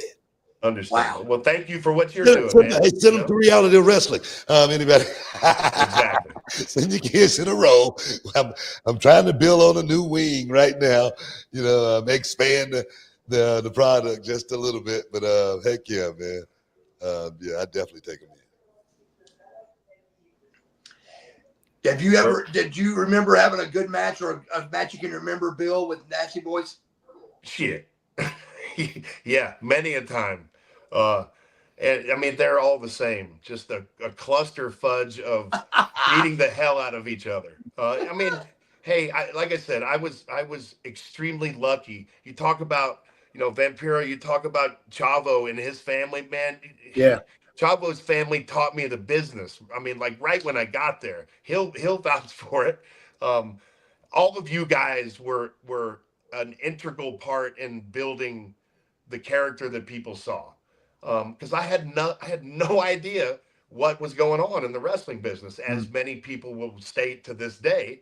But I was a football player, and I will always be a football player. And you guys, you taught me a lot. I mean, you taught me everything that I know. So, Knobs and Sags and the Steiners, and I mean, the list goes on and on. And to be able to be in WCW when all of you guys were there, I mean, what a blessing it was. The good, the bad, and the ugly, but it was all an unbelievable experience that I look back on. And obviously WCW was where it all was for me. I never wanted to segue to WWE for one reason or another. I did, and I was happy that I did. But to be able to be in the business at that time and be, under y'all's tutelage at WCW was an absolute freaking honor, man. This awesome. Our family. I just want to ask a question. I want to ask a question on that right there, because that's a question that a lot of people always wonder about, and they always, question themselves on. And you just said it yourself. And I'm going into my my radio show mode. But you was talking about you never really wanted to go to WWE, right? You never really wanted to do that. No, I mean, for me, it was the enemy, right? Okay. Now my question is, at that point in time, it didn't really matter, if you did it, or not. But after you've done it and like done the WrestleMania stuff, what do you recommend some young kid that's getting in the business? Man, have a seriously open mind, but it's not like it used to be. It's not that hatred that we had for the opposing team. No. That's not what I'm. That's not what I'm saying. Is what I'm saying. But that's the reasoning that I had, because I never wanted to go there just because of that reason, and I didn't understand what WrestleMania and those things were like. So I didn't have an open mind. I get it. This what I'm saying though. It's like so many young kids today. I see them out there, and they got like so much talent, right? They got an abundance of talent. And they go, man, I never want to do WrestleMania. That's not my thing. And I say, man, if you're in this business and you don't want to do WrestleMania at least once, you're out of your damn mind. Because waiting the 3 years and watching you guys working up there killed me, right? I wanted to be there so bad, but I was listening to, the people who ran my agents, right? And I would walk the street and kids would beg me to go back to wrestling and to go to WWE. And to think that because of the hatred that I had for them back in the past, that I wouldn't ever have done that and experienced the WrestleMania, and experienced the SummerSlam. I mean, hey, man, I was pretty stupid back then. And to get into the business, that's like being a football player as a kid and not wanting to play in the Super Bowl. That's what I say. There's a lot of young guys out there that say that, and I urge them, guys. That should be your ultimate. Even if you just do it one time. That's crazy not to be at the pinnacle of the business, right? Because if you're going to do something, you might as well be the best at it, right? Because I'm not going to jump into any pool and not try to swim better than every other dude there. Yeah, right? yeah, So if you're a kid in the wrestling business now and you don't set that as your goal, I think you might be in the wrong business. You might be shorting yourself. That's the way. Go ahead, Vampiro. I'm sorry. Yeah, but I want to, Bill. I loved your answer, and I know Chavo should jump in on this one too. Book, I would say to because I do a lot of seminars and public speaking and stuff. I would say 3 things. One, if you say you don't want to go to WrestleMania, then you're an asshole because you're going to make $1 million for one day. And if you don't want to do that, then do something else. Yeah. The other thing is have realistic expectations. What was 20 years ago is not today. Have an alternate stream of income and understand this is not your future. Put all you can into it, but what you go up on the way up, you're going to pass on the way down. You find something, be realistic. Not everybody's making $40 million and flying in private planes, but you can make a living and have a great experience. So my thing is learn how to invest not only in you and your community and your family, but your money, but also find an alternative stream of income, because if you're going to be a hot shot for 4 or 5 years, you got to sustain that. You got a family, you got a wife who wants to trust you. You got kids who have to go to school. You know, a lot of that shit they didn't teach us. But these days, you have to have that outlook no matter what you're doing, because in the football business, the only thing that I ever wanted to do in my entire life, I played 4 years in the NFL. And I think months after I got cut and got hurt, I had got a phone call from my attorney saying, you know what, you might want to get off your ass and go do something because you didn't make enough money to sustain, right? Yeah. So no matter what your career is, I think you should always have an alternate plan. You should always have a backup that you're working on, you know? But no one talks to us about that stuff. Yeah. Book doesn't. Look, we're all old now, and we've learned through good times and bad times. But Chavo's going to agree with be nice. Because when we book our generation, we were a boom. Buff, we were a boom.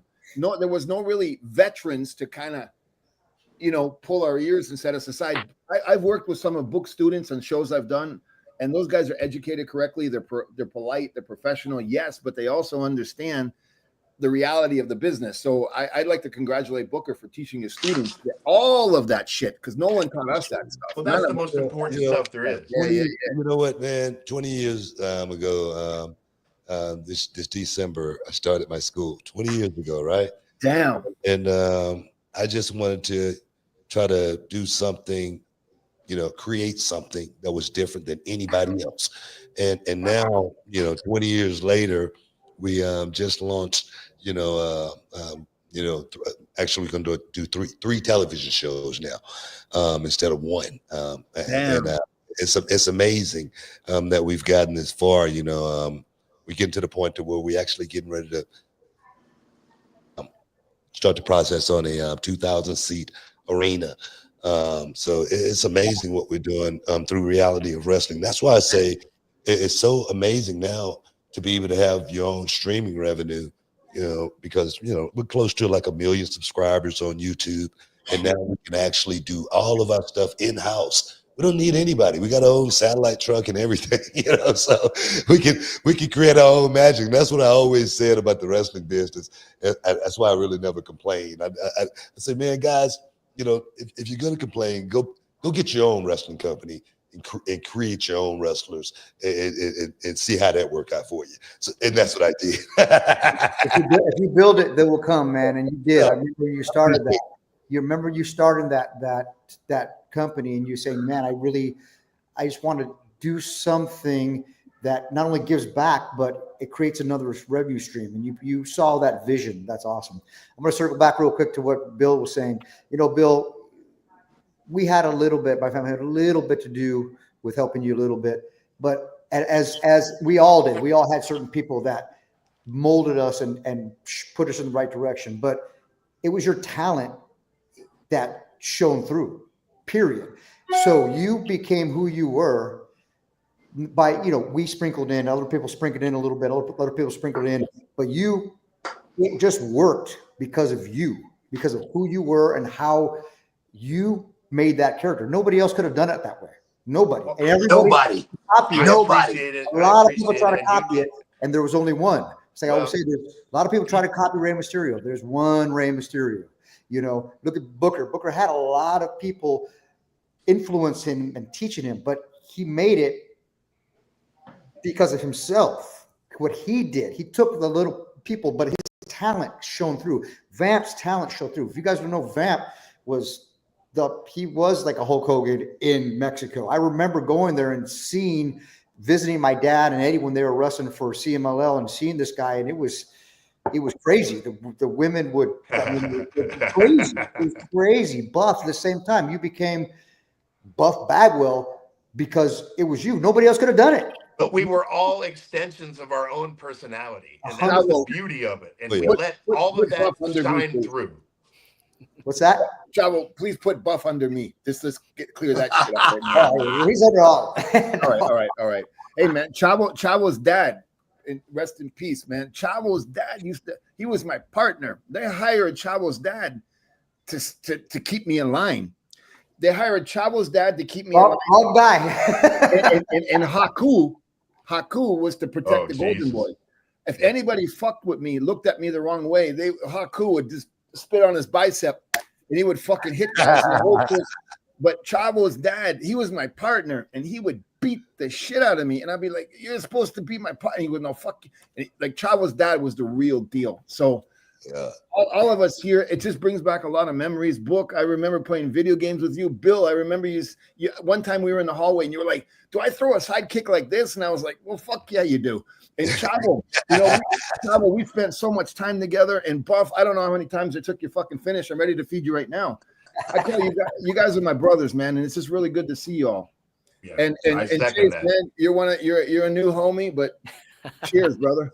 Well, thank you all for coming on and making this happen for Brian, and to everybody watching. Hit the link that's tagged at the top of your screen here, because that is the direct GoFundMe link.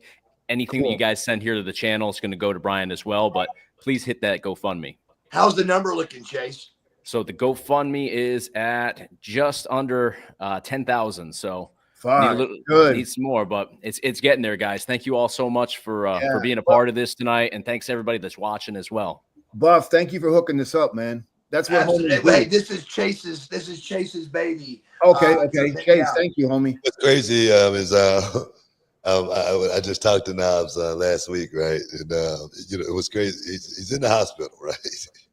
He's going through all kind of shit, and I swear to God, we laughed from the beginning to the end. Same here. And we was on the phone for 20 minutes. And I swear, we laughed from the beginning of the conversation all the way to the end. No matter what the circumstance, that's what you're always going to get with Knobs, because I was on the phone with him last week for the same thing, right? I swear, I don't remember anything except for laughing the entire time. I swear, we laughed from the beginning of it all the way to, we just telling stories, and I mean, he's like that the whole time. And I'm like, bro, come on here, bro, relax a little bit. But I swear, man, that's one thing about Knobs. No matter what, man, I swear that's what. So he said that he was in some kind of little, like a nursing home, rehab place. And he said this old man was coming in trying to unplug his machine, and he had a cane. He was trying to hit the old man with a cane. I swear, man, we laugh so freaking hard, man. Never changes. Only Brian. That would only happen to Brian. I swear, man. Everybody else gonna be like. Everybody else gonna be like. Just not. Like Penny City. Everybody's gonna be like, sad down. But this son of a gun, man, he had me laughing so freaking hard. I had real tears coming out of my eyes, and I'm like, damn it, bro, damn it, man. Only Knobs. Only Knobs, man. Seriously. Only Knobs. Man, we did something for Knobs. They organized something in Miami for like the Florida Marlins game, and Bill was there. The Legends of Wrestling, dude. Remember that? Yeah, that's right. I read a whole bunch of people were there. Man, we had so much fun. We enhanced ourselves a little bit. Man, we laughed our asses off all night long. It was awesome. Man. I spared his lawyer after the first pitch or whatever, or whoever he was. That's right. You were there. I forgot about that. Love you. Crazy, man. Good times, man. Good times. Hey, man, guys, I gotta jump on. I'm gonna crash. I got a flight at 4 a.m. I just wanted to say I love you all. I really do. It's good to see everybody. Respect, Vamp. Be safe, my friend. Great to see you. I'll see you all at these conventions and all that kind of shit. Buff, go fuck yourself. Chavo, I love you. Bill. Russell Khan, baby. I see you, Russell Khan. Buff, am I going to see you this weekend at that New York bullshit? I'm sorry, at that big event in New York. I'm not there. I'm not nowhere this weekend. Okay, all right. Well, Bill, you're going to be there. Book Chavo. I'll be on my ranch playing with Oh the deer. man, I'll be Guys, so. I got a call from from TNA, and they're like, "Hey, we're in El Paso. Can you do an appearance?" I'm like, "What kind of appearance?" "I want you to do a match." I go, "A match? I got 2 weeks." So for 2 weeks, I've had no alcohol, no sugar, cardio every morning, spray tanning. Me too. Yep, I've been doing that because I got stem cells about a month ago.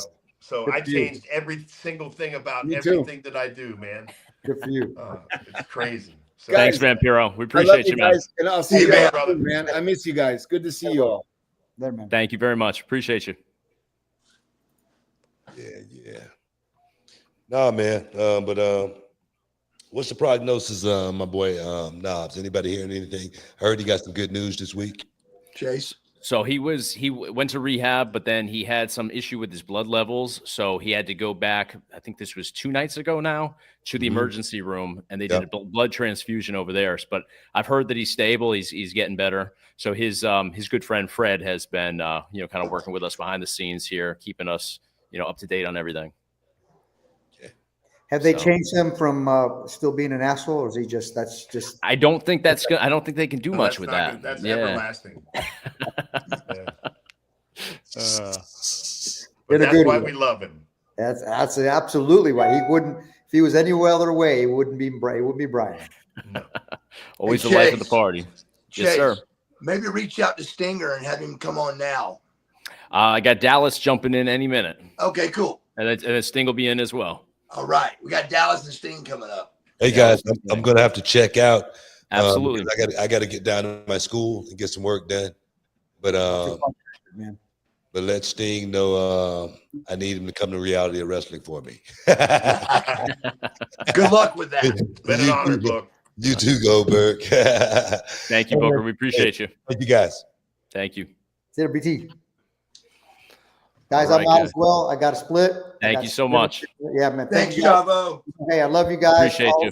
Man, great talking to my boys, man. It's like, when people don't ever talk about is that fraternity that we have in wrestling, and it is, man. Anytime I get to see any one of you, man, I'm it's an honor, and I cherish it. So thank you guys. I always remember that chest and try workout at the Target Center in Minneapolis. That's right, bro. That was a good workout, man. It was a good workout. Yeah, man. I learned a lot of training with you, man. A lot. Brother, that day I taught you a few things. Yeah, I did. Absolutely. I learned a lot. That was good. We appreciate you, Chavo. Thank you very much. Bill, love you, bro. Mark, we'll talk soon. Love and you we'll see too, you guys brother. around. Thanks, Yes, Chase. sir. Thank you. And soon I'm going to have to bounce because Yes, every sir. 3 hours I have to ingest about 4,000 calories to get my weight up for this freaking retirement match. So, What do you, Bill?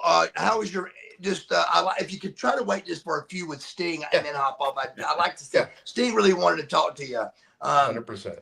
But how do you? Any injuries? What's going on with your? How's your body doing, brother? Any injuries?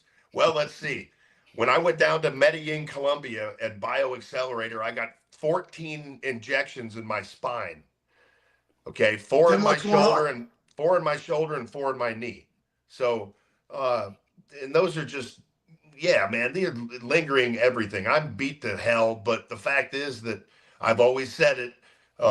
75% of me is better than 99% of the fuckers on the planet right now. So, I got to do it one more time, man. They're giving me the opportunity to go out kind of my way because nobody really knows. But my last match against Roman, I was told that I was wrestling 3 weeks beforehand and I had COVID.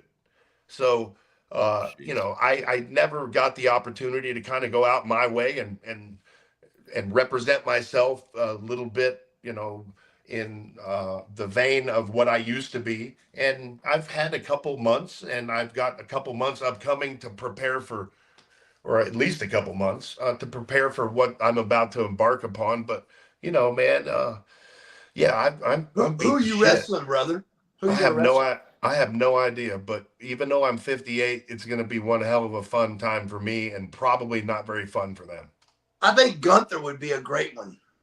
Yeah, he talked some shit when we were in Atlanta, and he set that one up. So, I mean, that's an easy one. But, I mean, who knows? I'll take anybody they want to put on the plate. It doesn't matter. Sure. I don't know where it's going to be. I don't know when it's going to be. But I do know that I will be as ready as I can be at 58 years old. And I'm going to bring something that I used to have. Hopefully, it's a lot of it, you know? Are you training by yourself, or do you got somebody training with you? What's your schedule? Well, I like I said, I just got the stem cell treatment, so you can't train, you can't do anything, any compression, any lifting, anything for like 3 weeks afterwards. And really, last week was 3 weeks, and I got a cold and I got the flu, and so I haven't been able to work out at all. But I think it's all for the best because it's letting the stem cells kind of sink in. And you know, Rampage is a buddy of mine, and he went to bioaccelerator 2 weeks afterwards, got in the ring, blew his shoulder out. So I think by me being able to abstain from heavy lifting and kickboxing and the stuff that I got to do to prepare is the smartest thing. But, you know, once I get all this crap out of my lungs and out of my head right now, my sinuses, I'm going to get back in the ring for the first time in a long time, hit the ropes. And like I said, I'm gonna get in with the Von Erich kids. Good. And there's a kid named Jimmy House who, it's a very long story, but Jimmy's a champion in one of the federations now. And he was a huge fan of mine growing up. And I brought him to one of my comeback matches, and one thing led to another, and he got in the business, and he's a power lifter, and he's a jiu-jitsu black belt, and he's just one of the nicest kids you're ever going to meet. And fortunately, you know, he got into the business and has seen a lot of success. And I'm going to get together with him. I'm going to get together with Tyrone Spong. I'm going to get together with Liam Harrison, you know, 2 professional kickboxers. And I'm, you know, I gotta do me, man. So I gotta have some monsters around me to kind of get me in the mood, you know? I love it. Now, let me ask you this. Have you ever in your entire life not worked out for 3 consecutive weeks? No. I knew that answer. No, you know, you haven't either, man. It's the hardest thing in the world. It's not, I mean, eating gluten-free, not having sugar, not having pasta, not eating red meat more than, I don't know, they say 3 days a week, but I have to eat it like 5 times a day. You know, there's a lot of things that I've abstained from. I haven't drank alcohol in a month. For me, wow. I don't drink much anyway. I'll probably have a couple beers a week. Have you put the cigarettes down? Oh, I haven't. I never smoked cigarettes, bro. Joking. Hey, yeah, when I broke my neck, brother, I lost only about 15 pounds at first, but then I got food poisoning.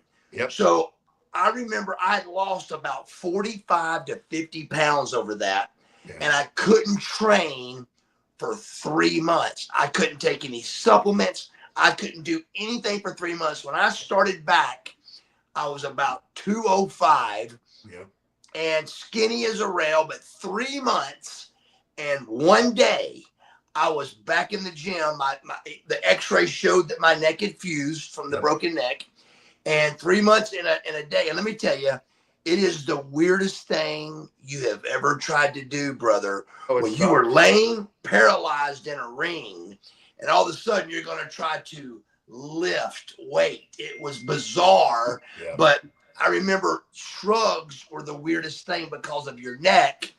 I remember it being so weird that I was trying to push weight. That's the problem with me right now, is that I'm supposed to stay away from compression for a period of time, right? Right. And I don't think I'll be bending bars with 700 pounds on it, you know, doing shrugs anymore. Now, 225, 315, I can see that easy, but absolutely. I don't think I'll be able to throw that kind of weight around that I used to. But, you know, who needs to anymore? You know, don't it's all about being smart, and I'm not going to need it.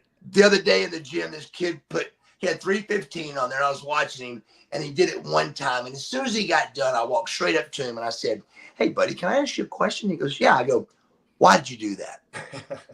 And he went, "I don't know." I said, "He's a kid. That's why." And I said, "Let me tell you why you did it." I said, "You did it, and you did it to impress." I said, 2 people, your friend and I was watching. You didn't even know it. I said, "You didn't even video it." I said, you barely got it. But let me tell you what could have happened. I said, you could have tore your pec and been out 6 months. But you can't tell these kids that. You can't. You can't. You couldn't have told us that when we were kids, right? No way. Now, let me tell you something, how far life has come. I mentioned my son, right? Gage plays middle linebacker at Colorado. Now, he's a redshirt freshman, so, I mean, he hasn't seen the field much at all because it's Division I football. This kid did 225 24 times last week and did a standing backflip at 232 pounds. I mean, that's pretty impressive. But these kids have gotten to a level that's unbelievable, because like back when I was in college, like when I was a senior, I don't know if I did 24 reps with 225. That's combine stuff, right? So their bar is just so high, man. It's crazy. And the back flip was not even something people could even do at 180 pounds. No, and he tried to do it in full pads too. It didn't work out real well, but just to have the confidence to be able to do that on the turf, man, when you've never done it before. Yeah.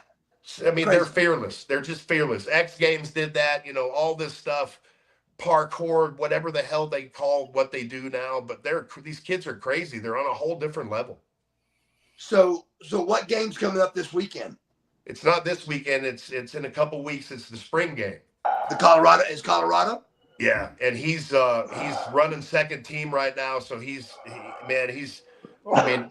just honored that he's playing number one for an ex-teammate of mine, Deion Sanders, and number two, he's in Division I, following his dream. Dallas, welcome. What up, Dallas? What's up, boys? Little under the weather. Trying to spin too many plates at one time, but so I'm still here though. I'm here. I feel you. I can't smell anything. I can barely breathe through my nose.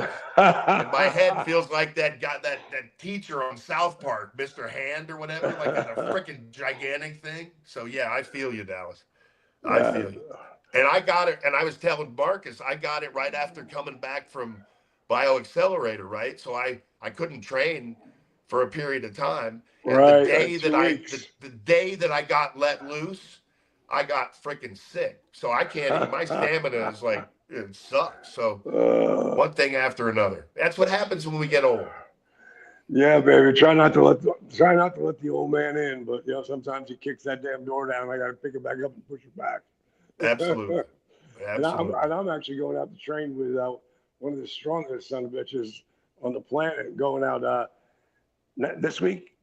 This week I'm in Atlanta for a couple of days, and I go out to LA to work with Mike O'Hearn. Nice. I saw him at the Arnold last weekend in Columbus. Yeah, he told me that this time out that he would do DDP Yoga with me and do the power cuffs. And then the next day I'm working with CT Fletcher. No, nice. And I was with CT signing for Valor at the Arnold. Well, yeah, it's I was almost came to that. Steve Yu was running around with my good friends Brent and Autumn Swanson, and they were dressed up like different, Conan and Mrs. Conan and some other crazy. Welcome, Sting. Sting. Thank you. What's up, brother? Hey, how's everybody doing? Good, man. All good. The gang's back together. What's that? The gang is back together. Yeah, just for a minute, right? Hey, I'll take a minute. Believe me, just give me a minute. I'm very thankful for every second. You know that. I got to put Mr. Marcus Bagwell over. The reason I didn't mention anything about Noms is his fundraiser was because I wanted to give that moment to Lex and just focus on Lex, like having this amazing moment, right? And then I didn't want to come in because Marcus, like if there's one thing that I love that Marcus reaching out and helping one of the boys. That's freaking awesome, bro. So hats off to you. I didn't want to slow that. Thank you. 100%. Thank you, Marcus, for doing this, and thank you, Chase. Obviously. No, absolutely. Thank you all for joining. And for everybody that's watching, we got a lot of people watching right now. So thank you all for donating, for supporting Knobs in this hard time, and for being here with all of us. Absolutely. Did you make it through the canyon, Stinger? What's that? Did you make it through the canyon? I made it through the canyon. The canyon. Yeah, actually, I almost didn't. I mean, the laptop deal didn't work because I didn't have the right browser. Okay. Always something. And I'm not a tech guy. I started texting Lex. I texted your buddy. What's his name? Chase. Yes. Yep. Yeah. Anyway. Well, you're here, and we appreciate you, so thank you. Absolutely. I'm just looking at tiny little pictures. I didn't even know that was you, Bill, until I heard your voice. Well, I'm a tiny little man now. That's what that never happens. Not hardly. Well, again, I touched on this earlier, and Vampiro and Booker T and Chavo were on here, but I got to really digress and say that you three had more to do with anything and everything that people saw when I was at WCW and to this day. So, I mean, Dallas, I won't even go back to where we met and the things that we did. And Sting, I looked up to you like God, as I still do. And Bagwell, fuck, you're just Bagwell. So, I mean, you were always around and you were always such a presence.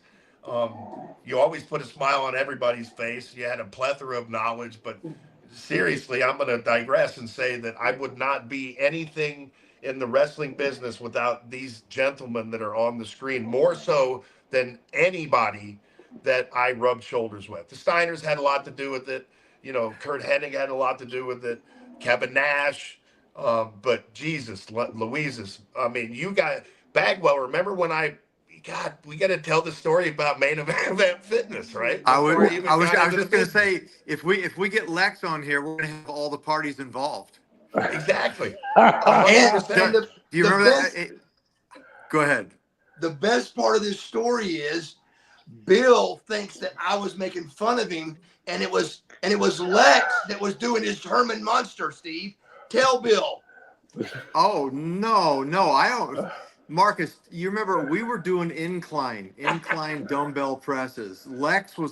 Bill was all the way down at the far end of the gym. I'm so embarrassed. And then Lex was in the next incline bench right next to him. You were next after him, but we were separated by about 5 yards apiece. And then I was all the way across on the other end, and Lex was doing his deal, dip, dip, dip, dip, on all of his reps, dip, da, da. So all I remember is hearing Bill say, blow out your, and I was like, I'm on the very end, and I looked at you and I said, did you hear what I think I heard? And you said, I think I did. And Bill was obviously talking directly to Lex. No, Steve, here's what you don't know. He was talking directly to me. Exactly. Listen to me. He has thought, listen, it's important you hear this. Bill Goldberg, for years, until right this moment, has thought it was me making fun of him. Tell him, Bill. Are you kidding? Yes. You just found out today that it was.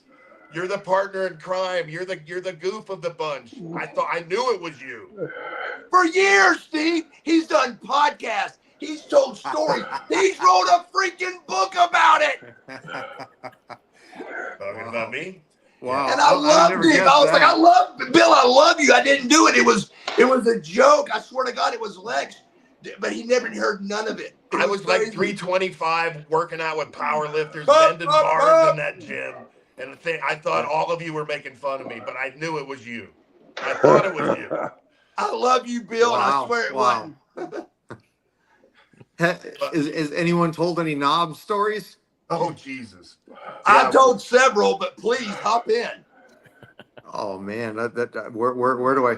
Who was it? Max Payne that gave him the belly-to-belly suplex where his leg... We watched it over in slow motion 50 times. Where he didn't tuck his head and his chin hit the mat like this and his feet came up over his head like that. Yes. You remember that? Nothing happened to him. He was like Play-Doh. He's like Gumpy. Yeah. It was like no bones were in his body. I can remember, he used to he was always so excited, you know, when all the guys were together. He'd come into the dressing room and he'd go, finally, Stinger, you know, somebody with some substance walks in the room. Finally. Oh, wait a minute. There's Hogan. See you, Sting. Exactly. Yeah. It's like I was always second fiddle to Hogan. Yeah. In his eyes. Yes.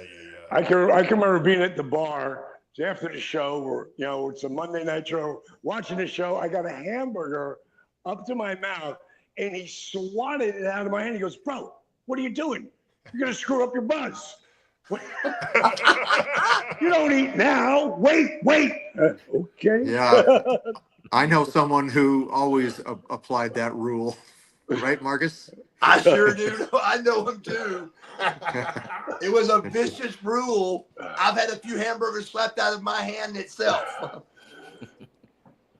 Oh my God. But it really was a golden rule. You just didn't eat to mess the buzz up. Yeah, I got it after that. Yeah, I missed the whole thing. You guys all went blank.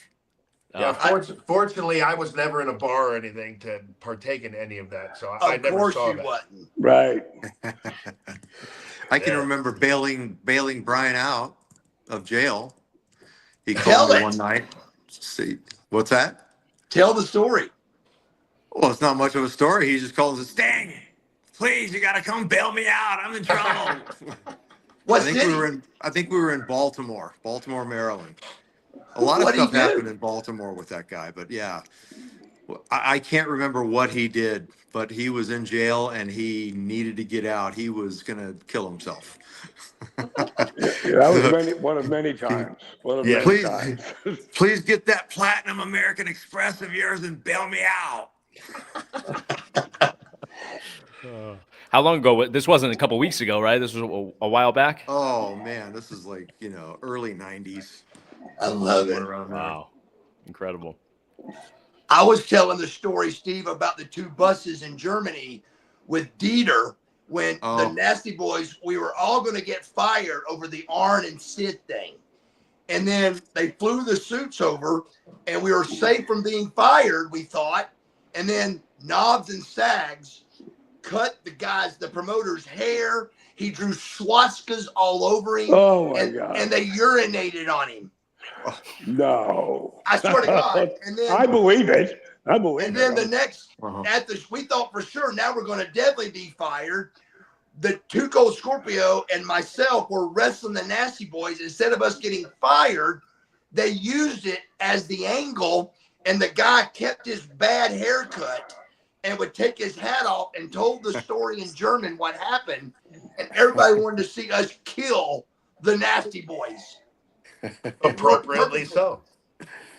There was always drama on the road when the Nasty Boys were around. How many times did he slap football players on the back of the head, or rugby players? Do you remember that? Oh, every chance he got. Yeah. I mean, and then he'd cuss them out, and somehow or another he'd get away with it every time. Yes, nobody do nothing. Yeah. Those were before my days, boys. Yes, it was. I can say this though. The one thing that I love about Brian is, you remember when I went through all of my changes when I got converted and I gave my life to Jesus Christ. All the guys, including you, Marcus, and especially Lex, everybody was uncomfortable. It was awkward to be around me, unless we were in the gym working out, or if we're doing our, the wrestling gaga. Okay, I'm rappelling out of a ceiling. I can still wave my baseball bat and do my thing. But Brian Knobs, of all people, he was the only one who just accepted me for who I was. It didn't change a thing with him. He treated me exactly the same. There wasn't even an awkward moment with him. I'll never forget that. He's the person you'd think would absolutely hate me or try to get me out of the business, but he was the opposite. He was incredible. So, Brian, if you're watching this, I love you, bro. You just gave him more ammunition, Steve. There was always. He was appreciative. It was always a fun. I mean, it was something usually kind of bad that was going to happen, but it was always fun when Knobs was involved. Always. Always, yeah. 1,000%. It was that kind of fun. Like, it's not fun till somebody's eye gets poked out, but it was fun. Well, his eyes could get poked out. Yes. I remember one time the Steiners were screwing with him so bad, and he kept giving it back and giving it back. And he took that shower and he came out and they snatched his ass and tied him up with duct tape. Remember that? Yes. Oh, yeah. Tied him up with duct tape and threw him out the front door, out of the locker room. Oh, God. Well, then the Steiners threw him out into the crowd naked once. Yeah. I believe it. Yeah. I believe it. Yeah. Yeah. I got there too late, man. I missed these festivities. But Well, Bill, you don't know about Pity City, do you? Yes. You do? Yes. Have you ever visited? Have you ever visited Pity City? No, not when I was awake. I was the mayor of Pity City. What's Pity Diddy, bro? I don't know about that. Pity City. You don't want to know. During the heat, which for some reason I always had the heat on me. You? Yeah, I wonder why. Okay. Can't imagine. No. But Today, bro. it was Pity City every match. You know? Yeah. Now I know where we're going. All right. You go. Now, Yeah. the fans, I kind of stooged it all. The fans don't know that they're two of the cleanest guys in the world, but still, you're in somebody's pit, brother. Yeah. Pity City. Yeah. I didn't get that, thankfully. Me either. Yeah, thank Me God. Larry, where are you? Get on here.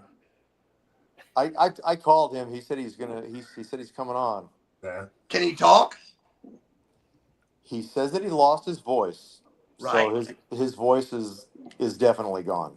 Yeah, I told him, I said, make a note, say you can't talk, and I said we can have fun with that. Do subtitles. See, that's subtitles, right? All right, so where are you going, Marcus? Where are you going with this? Say again? What are we doing? I said, where are you going with this? Let's talk about Knobs as far as where is he at right now? Like, I don't know the situation he's in. Chase, tell the story. So I talked to Fred, his good friend, and he's been kind of behind the scenes, helping out with getting this whole thing together too. And I guess so. He was in the hospital. Obviously, they sent him to rehab facility. He was only there a couple of days, I guess, before he had some issues with his blood levels. He ended up having to get rushed to the emergency room for a blood transfusion. So this was like a day and a half, 2 days ago. So I guess he's stable. He's getting better again, but he's still in the hospital. So still recovering from the latest. Yeah, I talked to him last week, guys, and he was the same old Knobs for sure. He's always going to blow everything off, but the reality is I talked to Hogan the next day, and, Knobs is always going to sugarcoat everything, but, Chase knows the details, but, right. We obviously wouldn't be on here if he wasn't That's what I'm asking. That's what I didn't know. I just saw that, and I didn't want to, because I knew I would have went right to it and just put it out there. But cause I only do the GoFundMe's for the boys. And I get people ask me all the time. I'm like, no, I got to take care of my own, and that's when I'll put it out there. And so I didn't know. I had something about losing his foot. My story was I saw it on Yahoo on the news.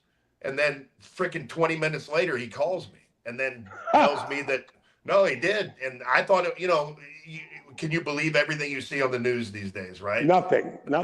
Exactly. So I didn't jump to any conclusions, but I knew it was Knobs. And so I knew the probability of something being bad was probably pretty good with him because he's going to hide it, right? So, and then, like I said, he got Bagwell and I on the phone together, and the rest is history, man. I made some phone calls to a couple of the boys, and just we're all here trying to help, man. That's it. No matter the situation, it's a dire one. I know, financially, he's probably not in the best of situations right now. He's in like a retirement home. So he lost his house and his car from the storm. Yeah, the last hurricane. Hurricane Milton. Yep. And he's still not out of the woods on getting his foot amputated. Yeah, that's right. Have you seen photos? I know you have, Marcus. Yeah. He needs help for sure. Yes. Yeah. That's Chase, what does everyone know about Tony? Tony. I don't believe Tony's so. his wife. Oh, yes. Yes. Yep. I mean, that's another one. She's on her own in a hotel still. Right. And this has been the case for several months now. Yeah. And she's dealing with breast cancer. Yeah. Okay. I didn't know if it was Well, public. I didn't want. Yeah. I wasn't sure.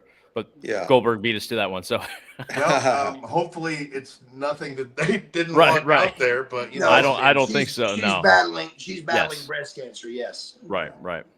Yeah, they're in a world of hurt for sure. They are. They need a lot of help. So and Brian puts on his goal for the goal for the GoFundMe 30,000, and I was like, how humble can you be? I mean, 30,000. He's lost everything. Right. And he may lose his foot. And I'm like, man, please don't look at that goal number. To all the fans, that's just him trying to be humble and be nice, like Brian Knobbs is. I said, man, this is something that he needs much more than 30,000. We need every single person that's a fan that has ever watched him to pick up the phone and donate. Period. Absolutely. End of story.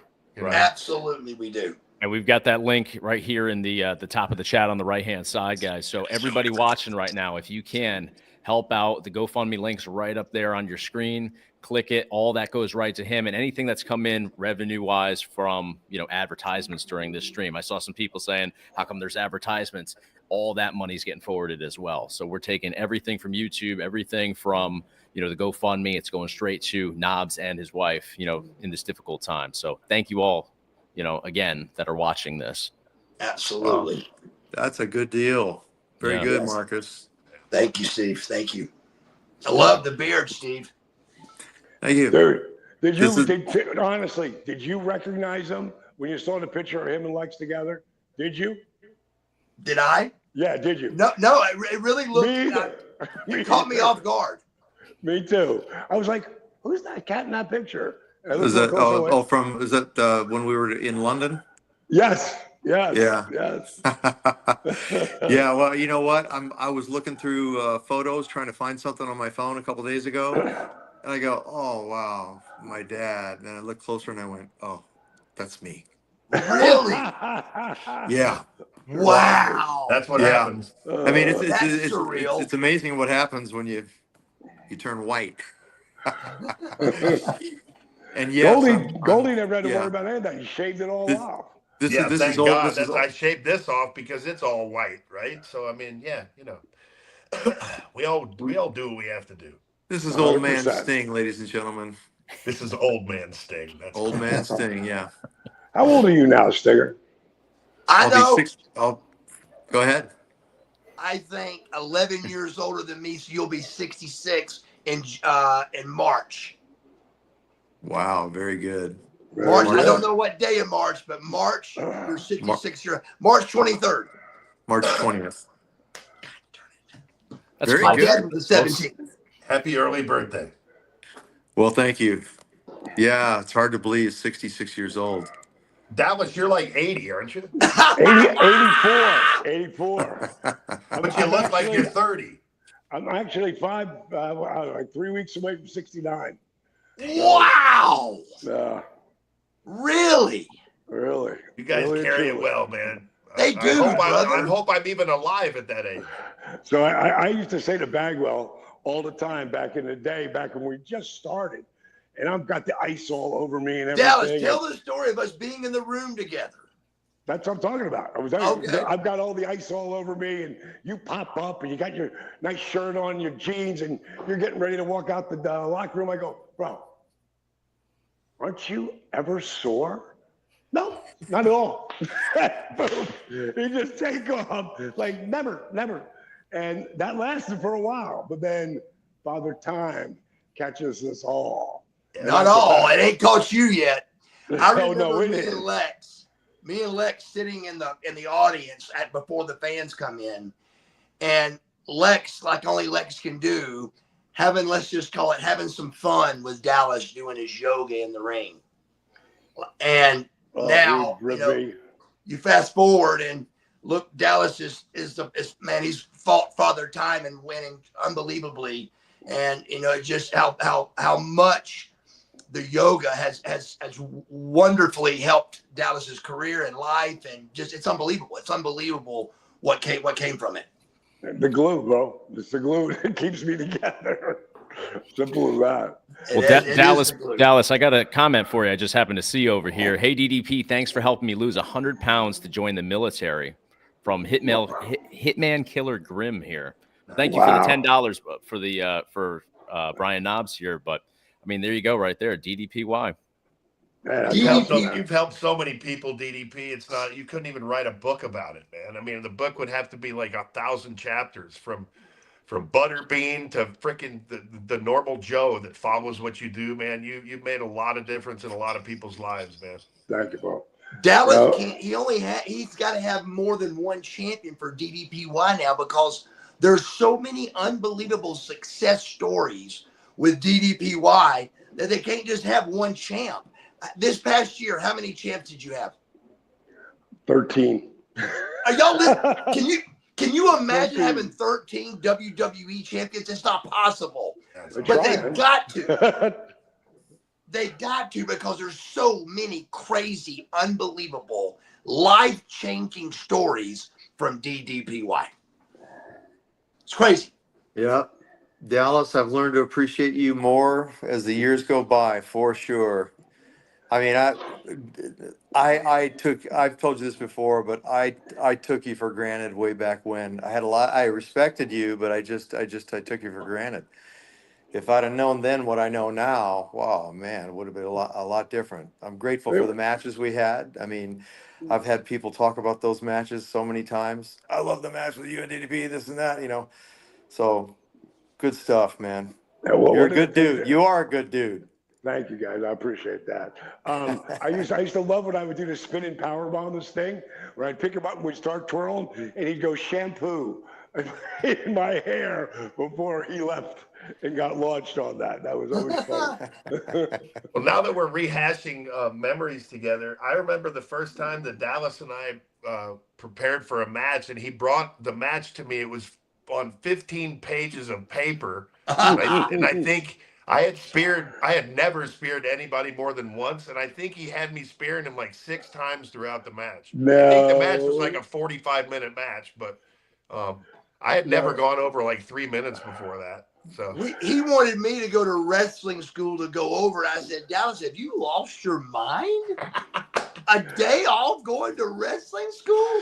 But I think I went once down there, but when we got to the building, it was a full-fledged walkthrough, which is wonderful. I love that every bump we landed was, the camera guy that was so good that you were friends with. He'd be right there, and then this guy, and then coming off here, and just, it was so much fun it was a lot, because you wanted it to be perfect, but in the ending result, it's such a great ending that it was wonderful to go through it.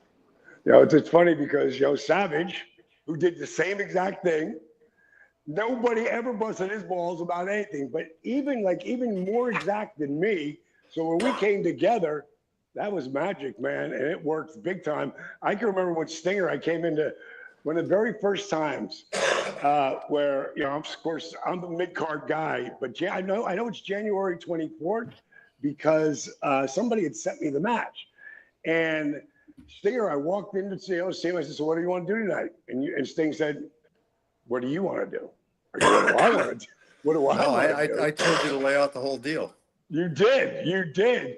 And man, what a reaction we got it. And even though it was the bottom of the middle of the card for a moment there, it looked like it might have been at the top of the middle of the card.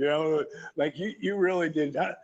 That was the first time I ever walked through the curtain and got the old, very good.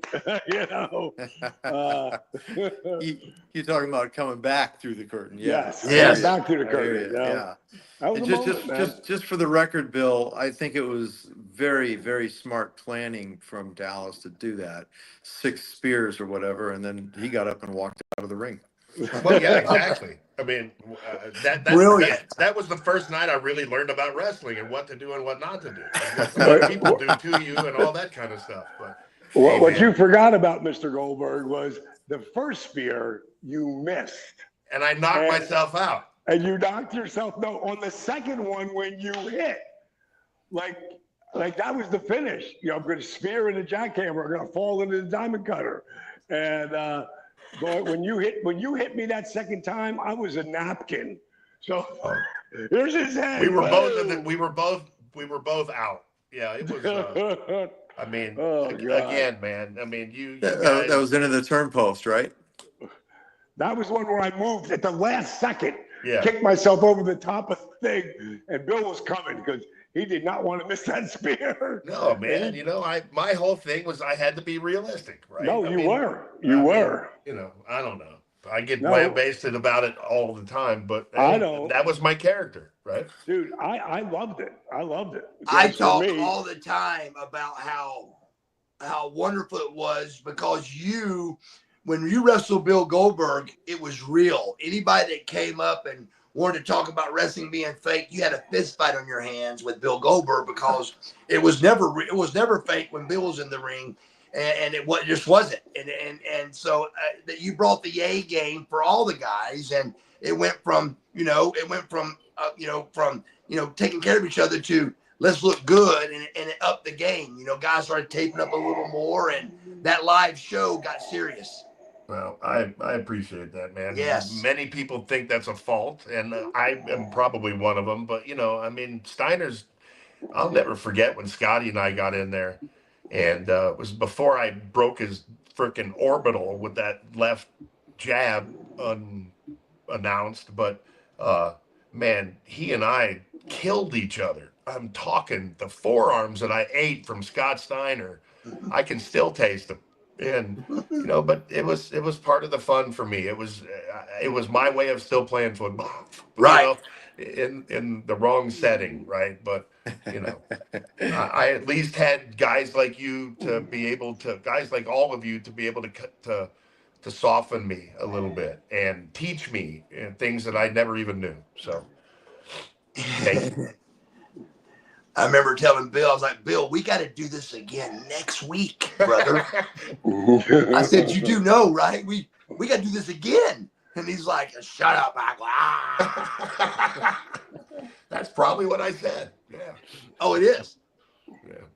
Well, I love you guys, and I'd love to be on here all night. But again, I got my wife telling me dinner's been ready for an hour. We appreciate you taking the time. I got to go gain some weight. So I love you guys exponentially. Wait a second. I can't even put it into words how appreciative I am for everything you guys did for me. And to still be able to see you guys and to be able to come together for such a cause for Brian, it's an honor and a privilege. And to this day, all of you are still teaching me how to do it right. Bill, I just want to leave you with this. When are you going to do a final match? Is that coming? Yes, sir. Sometime in 2025. Awesome. Okay. Very good. Yeah. Should be interesting. Get the ice bags ready for me, please. They're coming at some point, brother. Yes, sir. Yes, sir. And so is that spear. I may be doing it from a wheelchair, but it'll be coming fast. I like it. Love you guys. Thank you so much. Appreciate you. See you, Bill. Thanks, Bill. Y'all be good. Take care. All right, to everybody in the chat, thank you for hanging with us tonight. We got a little ways to go still, but thank you all for watching. Thank you all for donating. I just checked the GoFundMe here. We're over $11,000 raised, so that is incredible. We've got a lot of people still sending super chats here as well, which we're going to forward all the proceeds from ad revenue, everything that you guys are sending straight over to Brian Knobbs as well. So thank you all so much for being here, for watching, for being generous, and for you guys on screen. Thank you guys all for taking time out of your night. Little do you know, Steve, and Dallas may not know this either, but it was like I called you and explained something that that me and you have never talked about. And I explained the whole situation to you. It was like I did that tonight before you came on the screen. Bill Goldberg has done 1,000 podcasts about me making fun of him at Main Event Fitness. Wow. And when you came on tonight, no I was idea. like, oh my God, this is perfect. Well, So, I mean, it was obvious it was Lex. That's the thing. I don't know how he thought it was you. He has hated me for years. No, he hasn't. No, he hasn't. Ask Chase Brogan. You've had heat with him. Staying out of this one. I think he hated you for a minute way back when, and then it was over with. And it was easy to hate you then, bro. It was of course. Let's be real. Yeah, Marcus, absolutely.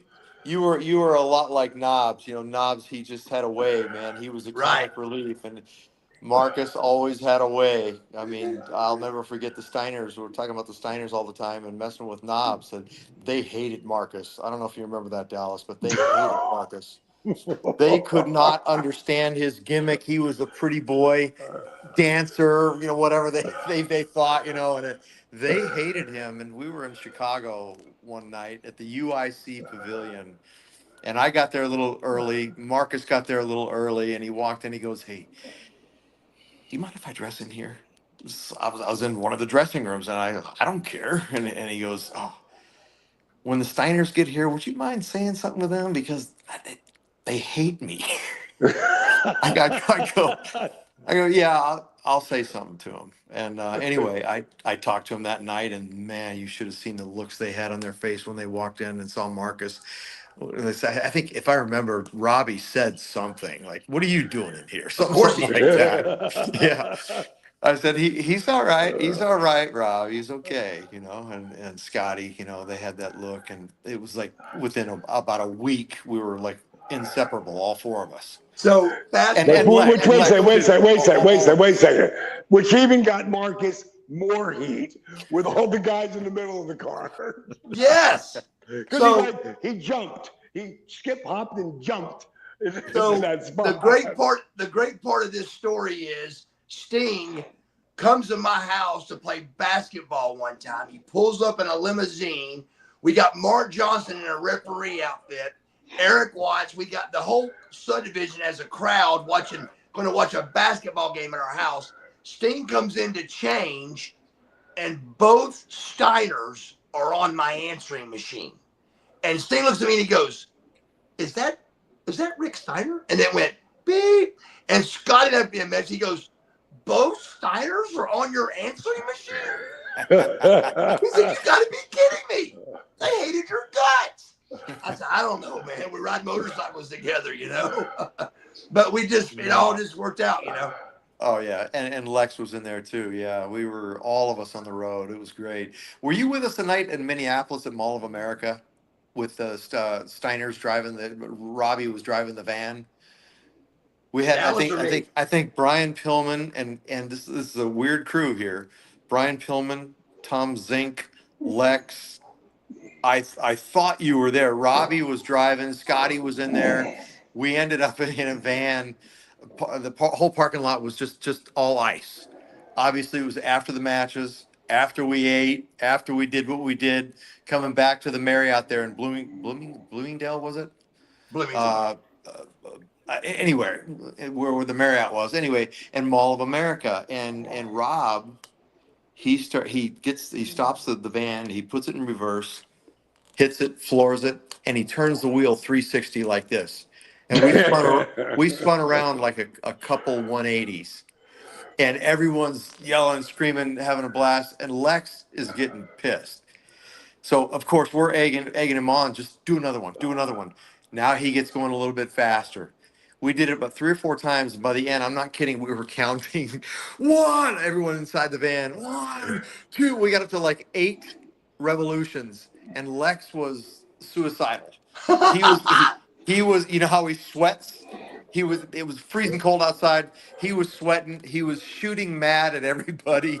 He was Herman Munstering everybody all over the van. He wanted to kill Rob. He got out of the van and started walking and slipping across the ice trying to get away. It was a good one. I love it. Wow. Yeah. Good old Lex. Speaking of riding with Lex, when Sting went to the lighter side, and Stinger, I'm going to jump on that with Knobs. I never treated you different when you got saved. I never treated you different. I treated you with respect and as a bro, because I get it. You know, I get why people freaking finally bring that love in. I mean, I look at Lex right now, and man, he's the most unbelievable cat that I know.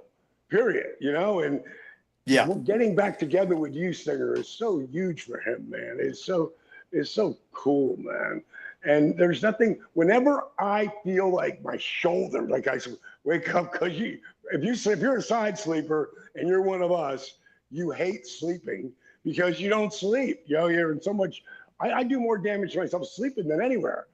But as soon as I think about it, though, I look at Lex and how hard he's working when we're working together, and I'm like, nothing, man. Like that guy's my hero, and that's the truth too, bro. I feel the same way about him. You know, he's a guy, and I heard him say this a few times now publicly when he first went down like that. I told him, I said, if you would have suffered this type of paralysis when you were in your heyday, you would have committed suicide. I 100%. He definitely, Marcus, you know as well as I do. 100%. He would not have so to see him now, what he's evolved into, and I watch him, the way he interacts with people. I watch him interview. I watch him do these podcasts. You know, man, he is. I want to be more like him. If anyone has a reason to complain, it would be him. And, you know, he's got pains that he's got to deal with on a day in and day out basis that no one really knows about. Right. And he doesn't ever complain. He's always got a smile on his face, and he's always got a positive response. He's always got something good. That's the way he is now. And that has just amplified in the last 12 months. There's a whole shift going on with him. And Dallas, you're definitely a massive part of what's going on with him right now. Well, dude, it all came together with kudos to you. What's that? Thank you, brother. I said it all started with you freaking inviting me and inviting Lex. I didn't know he was going to be there. You know, I knew I was going to be there. If you asked me, I was going to be there. Just, it's who I am. Be where? Be at Sting's last match. Oh, yeah. I didn't know where you were talking about either. You're talking about Revolution. Yeah. The last match. Now, let me tell you something. The other day, I had Lex down here in Panama City Beach. And we're having this great moment in time because Steve Hughes with us. You know, Steve is getting great interviews and, you know, just what we're doing together and working with. It's the same day a year later on the day of your last match. Oh, wow. What are the odds of that? What are the odds of that? It's got to become a national holiday. Well, it should. Yeah. The faith that he has is so strong.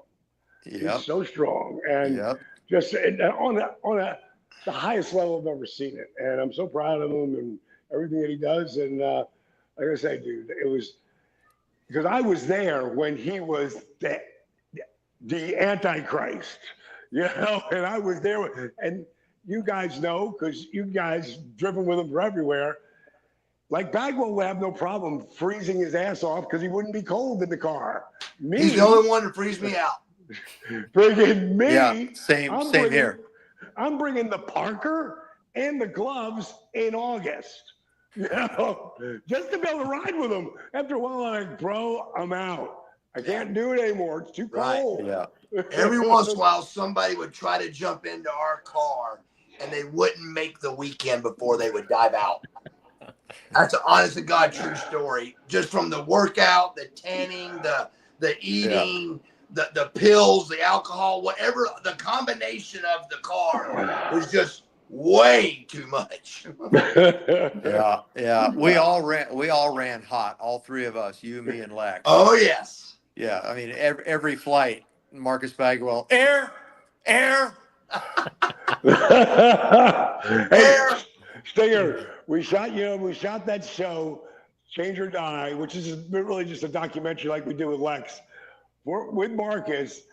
And boy, when you see he's all of that in a box of chocolate. I mean, it's unmerciful. I mean, when you guys see this, like you're going to be glued. You're going to be glued because I'm looking forward to it. Him. But look where he's at now. That's all. It was 75 degrees, and we're doing yoga. I'm like, what are we doing? I'm talking about we're just hanging in the house before I ever get there.